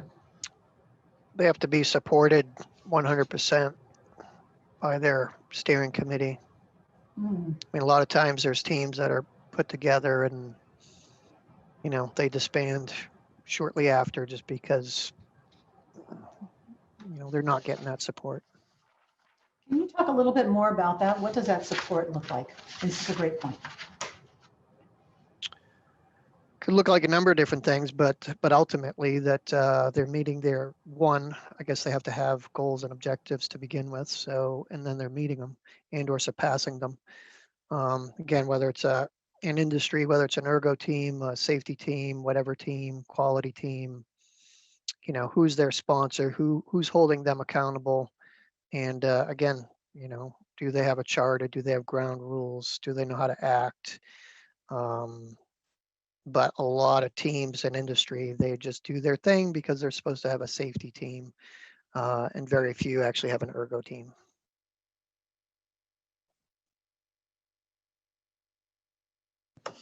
I was going to say they need to understand their roles very specifically. So we have ergo techs, ergo engineers, admin positions, that sort of a thing. Understand what you can do to really help the team, and then do it. And I think that's the high performing aspect for sure. I've witnessed it in one of the Terex facilities in Washington. We're not there at my facility, so that is frustrating. But so when you witnessed it, what were some of the things that you witnessed where things were really going well? So their ergo techs were consistently assessing tasks, and anytime they had a tack time or a task change, they had a reassessment right away. So they knew where they were at, what they needed to do to improve. They had everything quantified and qualified. And for us, we don't even know we haven't assessed, everything that's going on. So I think knowing where you're at really makes your team more effective and allows for the engineers to push for large design changes that could impact the whole facility. Thank you. Returning to the ideas of being supported, what kinds of things could leaders do to support their teams? And I think we're talking here about teams that are, maybe you have a unit where there are several people working on ergonomics in the workplace, and the work that they do happens on the shop floor and it happens in people's offices. Then there's also teams in meetings. So you can consider this teams working in meetings and also just teams functioning as a unit. And I'd just like to return to this idea of the team feeling supported. I think one thing is to give them the time and resources to be able to do as a team. Thank you for that. That's an excellent point. In our research sites, when we're bringing in this team approach, this participatory approach, one of the first things that we work on is getting release time, getting the time freed up so people can actually come. The work that we're going to ask them to do is to come together in these meetings and do some problem solving. So unless they have the resources to do that, and their supervisor has given permission, and so on, and that the organizational leaders have said that we're going to take on this process and we're going to give this a go. That's critical because you need to have the time and the resources to do that. Thank you. And they need that backup, which is usually not, my experience, usually not handled that well. We're not gonna bring somebody in to cover you. You're just gonna return to what you get. It's not said that way, but that's the reality. So in other words, you can go to this meeting, just make sure that your work gets done. Yeah. Right. Yeah. I mean, you're not going to get, somebody's not necessarily going to fill in for you. So it's just waiting for you. Yep. That's Very actually tricky an thing. issue. I'm sorry, Suzanne. Go ahead. That's actually an issue that several people on our design teams and our research study sites deal with. So their management gives them the freedom to participate as part of the design team. They give them that release time, but they're in jobs that there's nobody else doing their job. So the workload is still there, or the workload's compounded when they come back. So I think when we're talking about release time, there's two different things, right? There's creating the time and space for people to go to these meetings, but then also creating some freedom in the workload so that they're not coming back to heaps of work on top of it.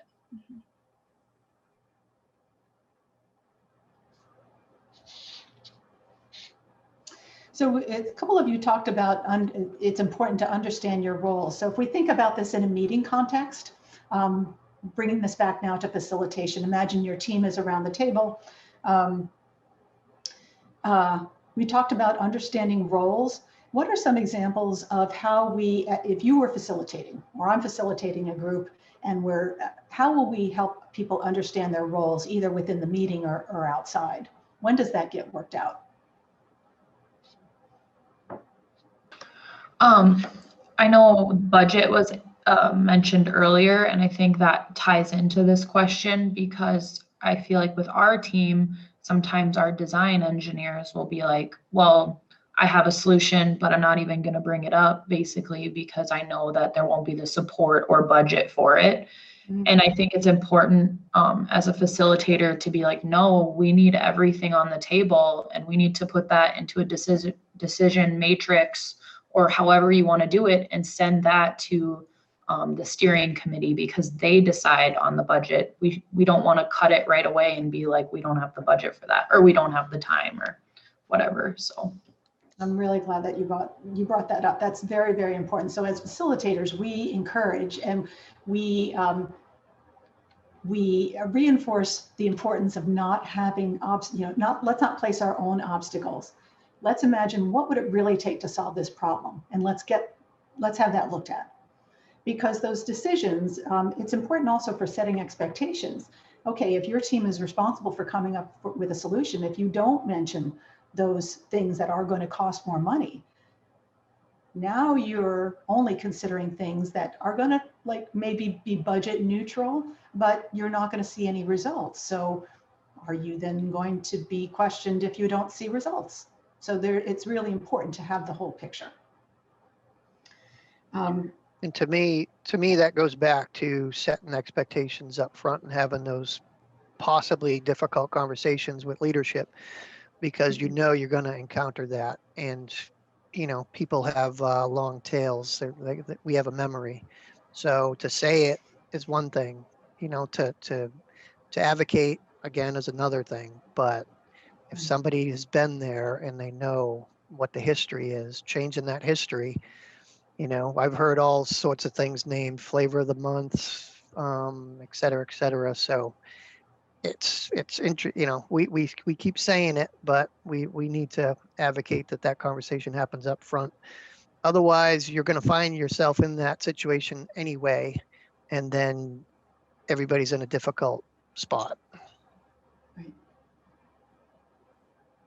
I think one way to help your team be higher performing is to maybe initially try to find some solutions like low-hanging fruit, that kind of gets people positive, and wow, they really did listen to what we said, and it helps kind of energize the team. And then you can work on the tougher ones, but that helps. That's a win for everybody under their belt.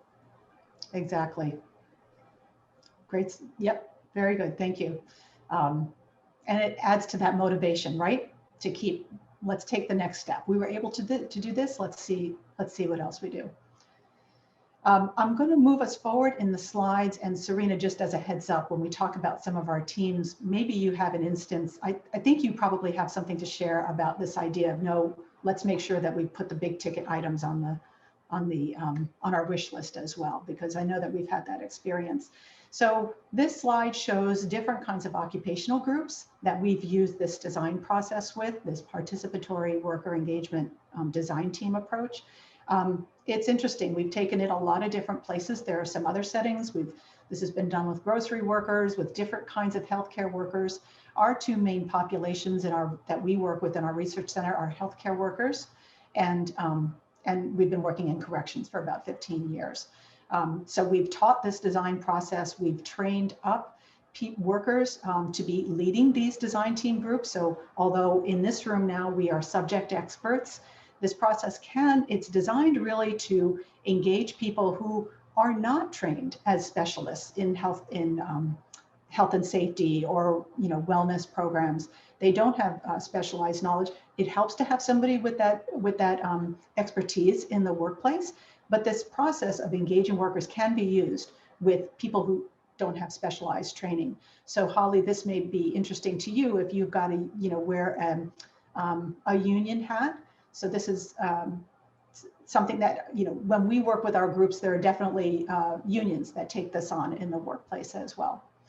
So when we have also found, so Serena, well, no, let's stay here for a minute. Can you address the experience you had with this, coming up with different size interventions and what's happened as a result of that? Sure.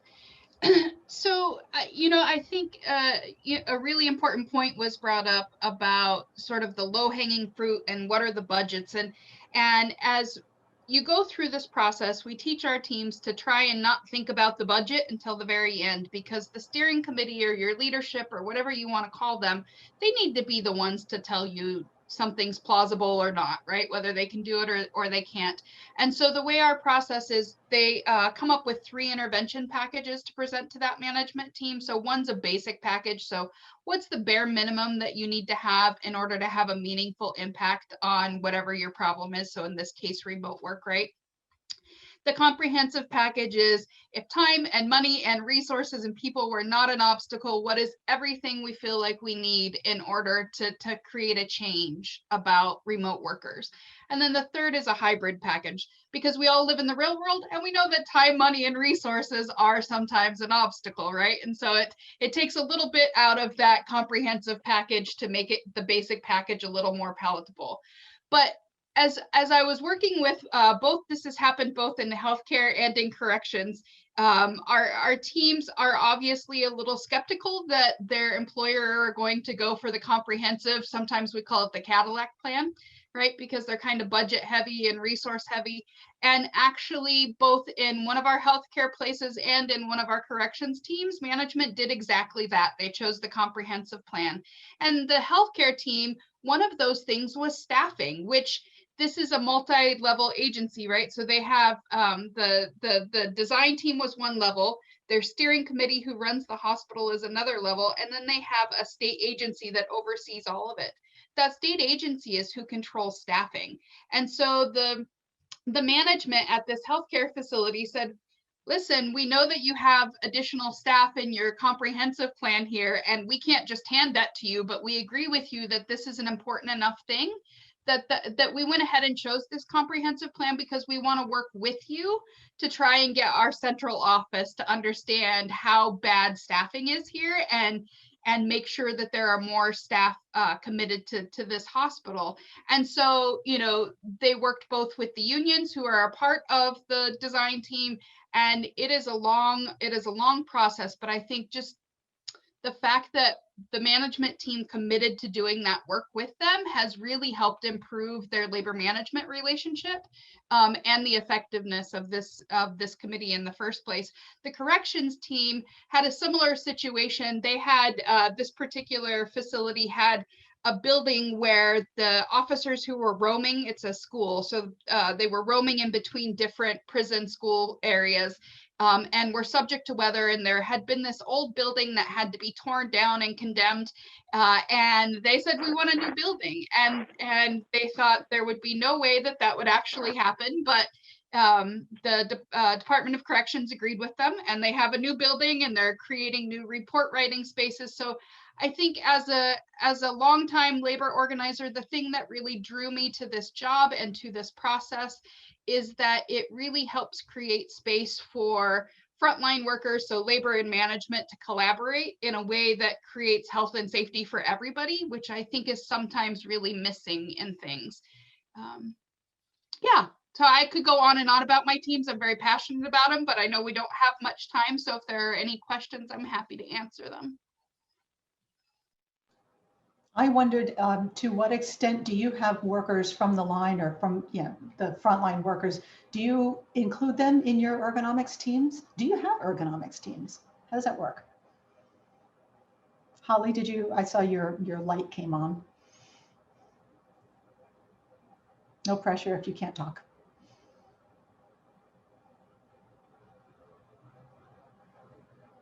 Go ahead, Scott, please. Yeah, I'm just curious, and it's related. It's not specific to your question. I apologize, but is there, or have you thought about? I'm sure you have, because you're doing what you do. The unintended bias, or some sort of selection bias, or some other bias that UMass Lowell taught me about. In terms of those results, because we all love to talk about the good results. However, somebody's participating with you. So would they not be more likely to open to those larger ideas? I'm not saying they, 100%, absolutely, but we get that too. If a policyholder is a large deductible policyholder, meaning they own the first dollar, and depending upon how high that plan is, they might own all of it. So the bias is, well, they're going to own it, so they're going to participate more. Not the case. The incentives. Oh, okay. Right. So I think I think what you're trying to convey is it's not an easy sell to get management to buy in. Is that what you're trying to say? Sure. Right. And that just goes back to, again, my experience in terms of, trying to have those conversations up front and set those expectations. Hey, at least we are putting this team together. Everybody agrees participation is the way to go. Here's what we might come to you with. What are we thinking? Maybe, what are we going to be open to? And, or just that possibility of, here's how the process works. So, to have that conversation up front about, the viewpoint might be this, if this happens, vice versa. So just be aware of that, and not just ignore it and not have that conversation. Yeah, I was part of a big 10-year plus program at the Postal Service about ergonomics. So part of that, the union workers got into wanting to change the equipment. The equipment was not going to change. So, yes, we went for low-hanging fruit and training and awareness and all those things, and what we could do with coding the machines, et cetera. But the physical platform of the machine was not going to change. And that kind of proved, some of the historical issues within that industry. I think that's why it's nice to have a team that has people from different departments, so that they can keep themselves really grounded in the realities of situations, right? So there's brainstorming, and then there's thinking like, how plausible is this really going to be? And if we don't get this, what's our backup plan? And I just gave 2 examples. We have other examples where management has not been as open as wanting to take on, sort of the comprehensive packages.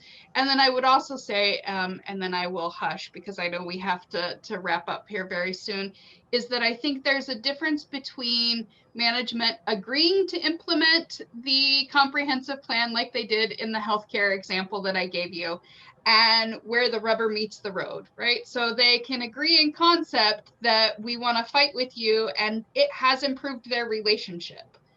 But it's going to take a lot of work to hold them to actually doing that. So that part of that work hasn't happened. And I think we could say that it was because of COVID, but I would argue that it's not, you know, and I think it's a continuous conversation that has to keep happening. And I think if you're facilitating, the more you keep your team sort of grounded in reality, the more productive they will be. And you won't have sort of those hurt feelings if something doesn't come out the way they think that it might. It's a little bit of an art of walking the line, right? Because we certainly don't want to raise expectations that are not realistic.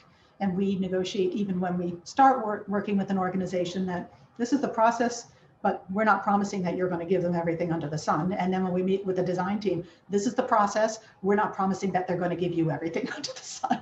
So, but why cut the creativity off at the knees? You know, if we're here to really, if we have an authentic interest in really solving a problem and making the workplace safer and healthier, we need to, the discussion needs to be around what those things are. So let's move on to the next one.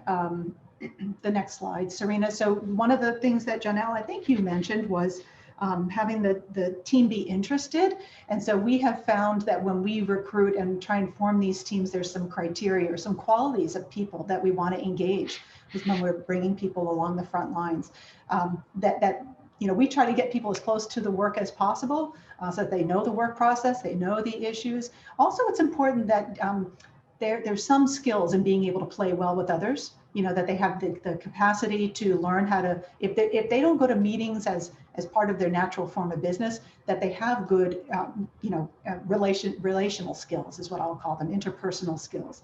That they're enthusiastic and that they're interested in being in there. They're interested in the issues of health and safety and are committed. That's really, really important. There's a lot of and if I had to add one more bullet here, I might add, you know, an orientation to learning, you know, that they're interested in learning from other people. Serena, the next slide. This little slide shows some of from our study site, just some of the benefit that our participants say that it brings to them. This is a long quote, but I find it kind of compelling.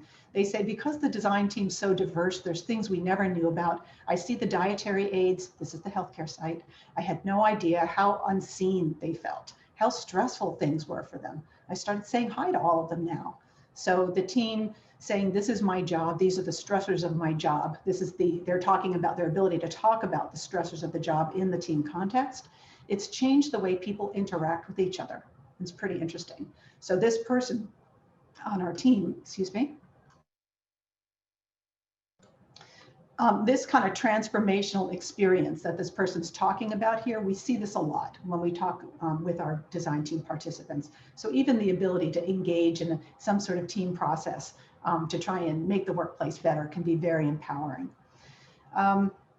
Okay, so any more comments on teams, working with teams, involving people from the front lines on teams? Because I'm going to segue into showing you some other resources, but I'd like to just see if there's anything else that you all want to bring up here.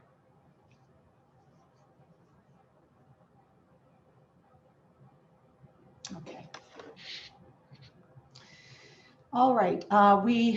This next slide, I don't want to spend too long on I've shown you this already on our website. If you're starting up a new team, we don't have an app for that, but we have some manuals, we have some guides for that. The next slide, Serena.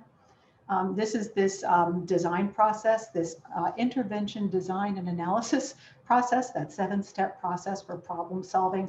There's, I showed you on the website, there's downloadable manuals for that, and downloadable manuals for each step, you know, bringing the program in if you want to, the design team, and the ideas tools.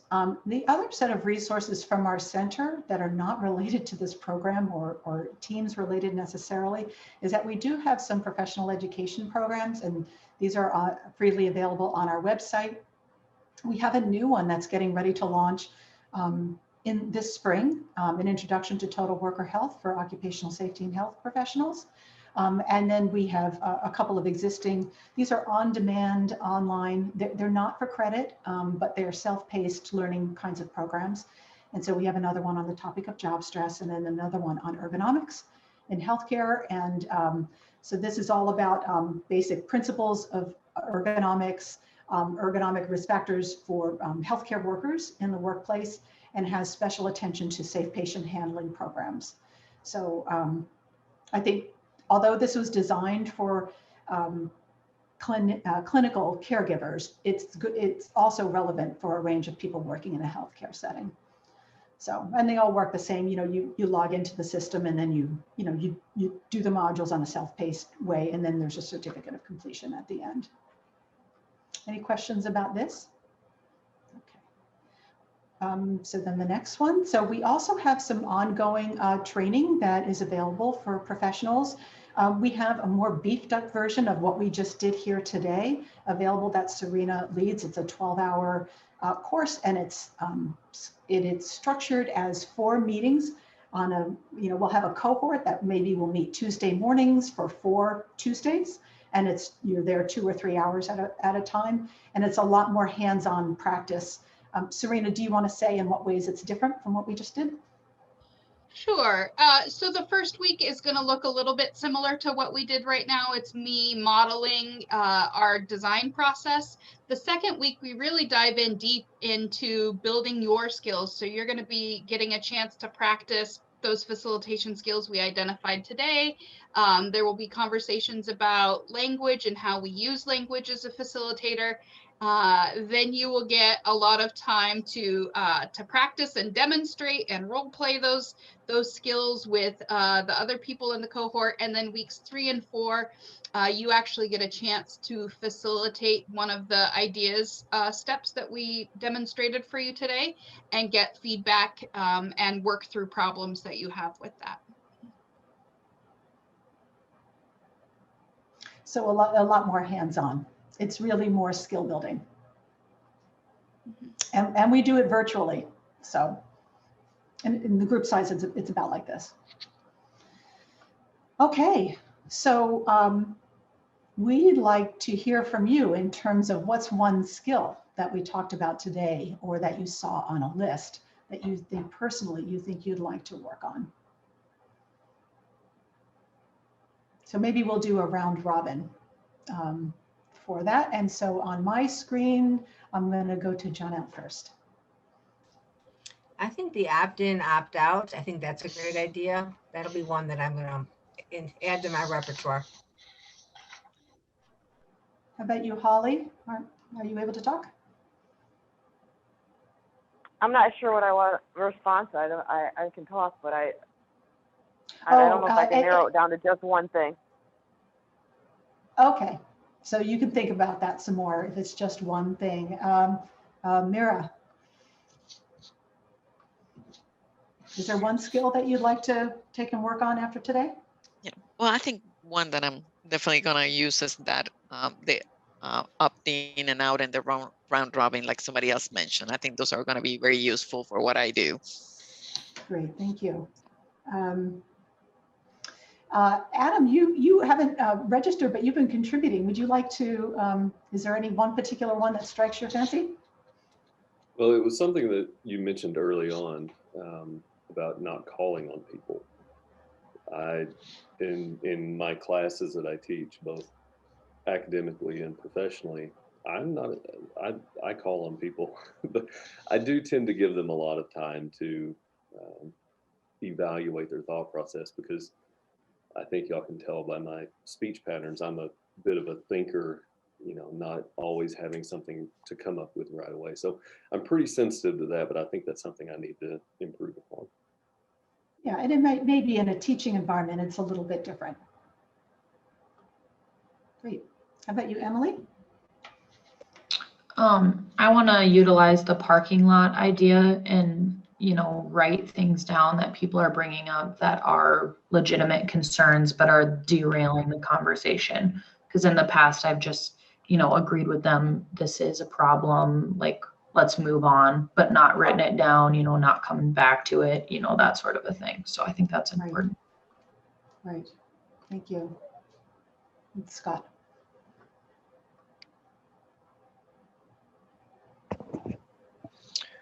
I think something that stuck out to me would be the importance, and I believe we do it, but could be clearer and probably used more often than not is actually stating and or showing your role as a facilitator to the group. So again, even if it's your own team, and just having a discussion about it, rather than again just assuming, hey, I'm the boss, or you guys are the team. If you're consulting, same thing. I'm here to do what. So just actually stating what that role is and what it looks like. I think that's really vital, because it explicitly clarifies what your role is. It could be very easy for the team members, because you're standing at the front of the room or you're moderating the discussion.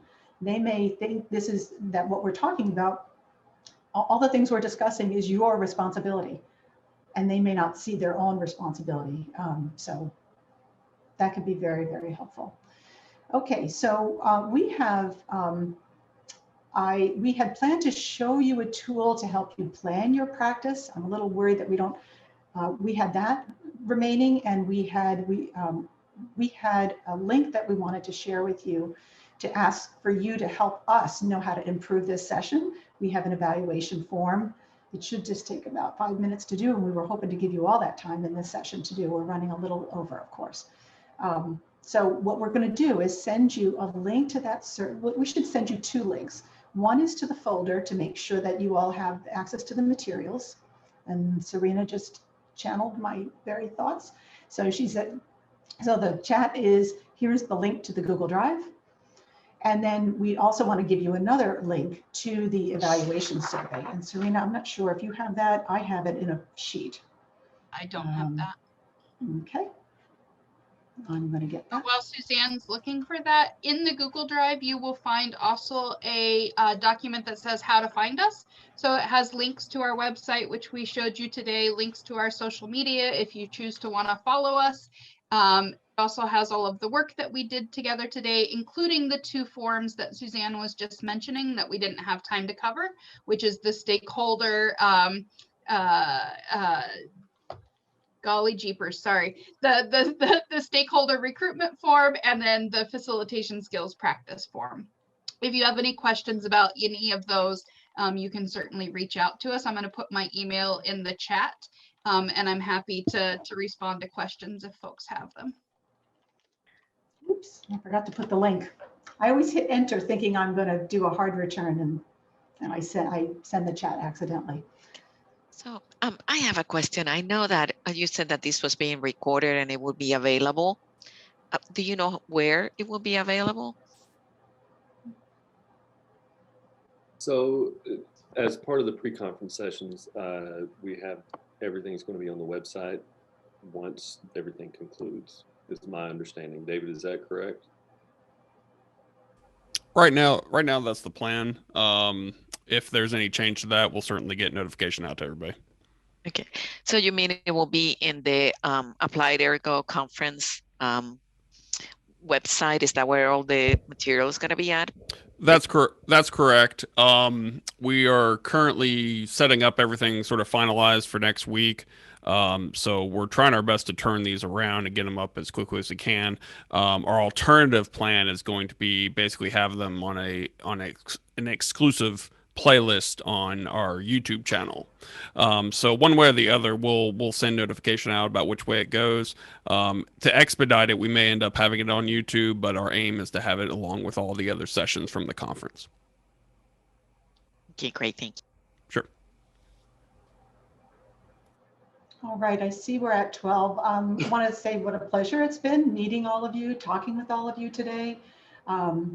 We love doing these training opportunities, because as Serena said earlier, we learn a lot just by you sharing what's going on in your work. So thank you. And thank you also for playing along with the role play and the demonstrations that made it all come to life. We plan to be doing another session on Thursday morning. I think one of you or more of you might be registered for that one too. So we look forward to seeing you again there. And please do not hesitate to contact us. We would love to hear from you outside of the training session. So let us know how we can help you. All right. Thank you, and thank you in advance for doing the evaluation survey, if you can click on that. All right. Thank you. Bye. All Have a right. great day. Thank you, everyone, for Pleasure. the day. Enjoy the conference. Thanks.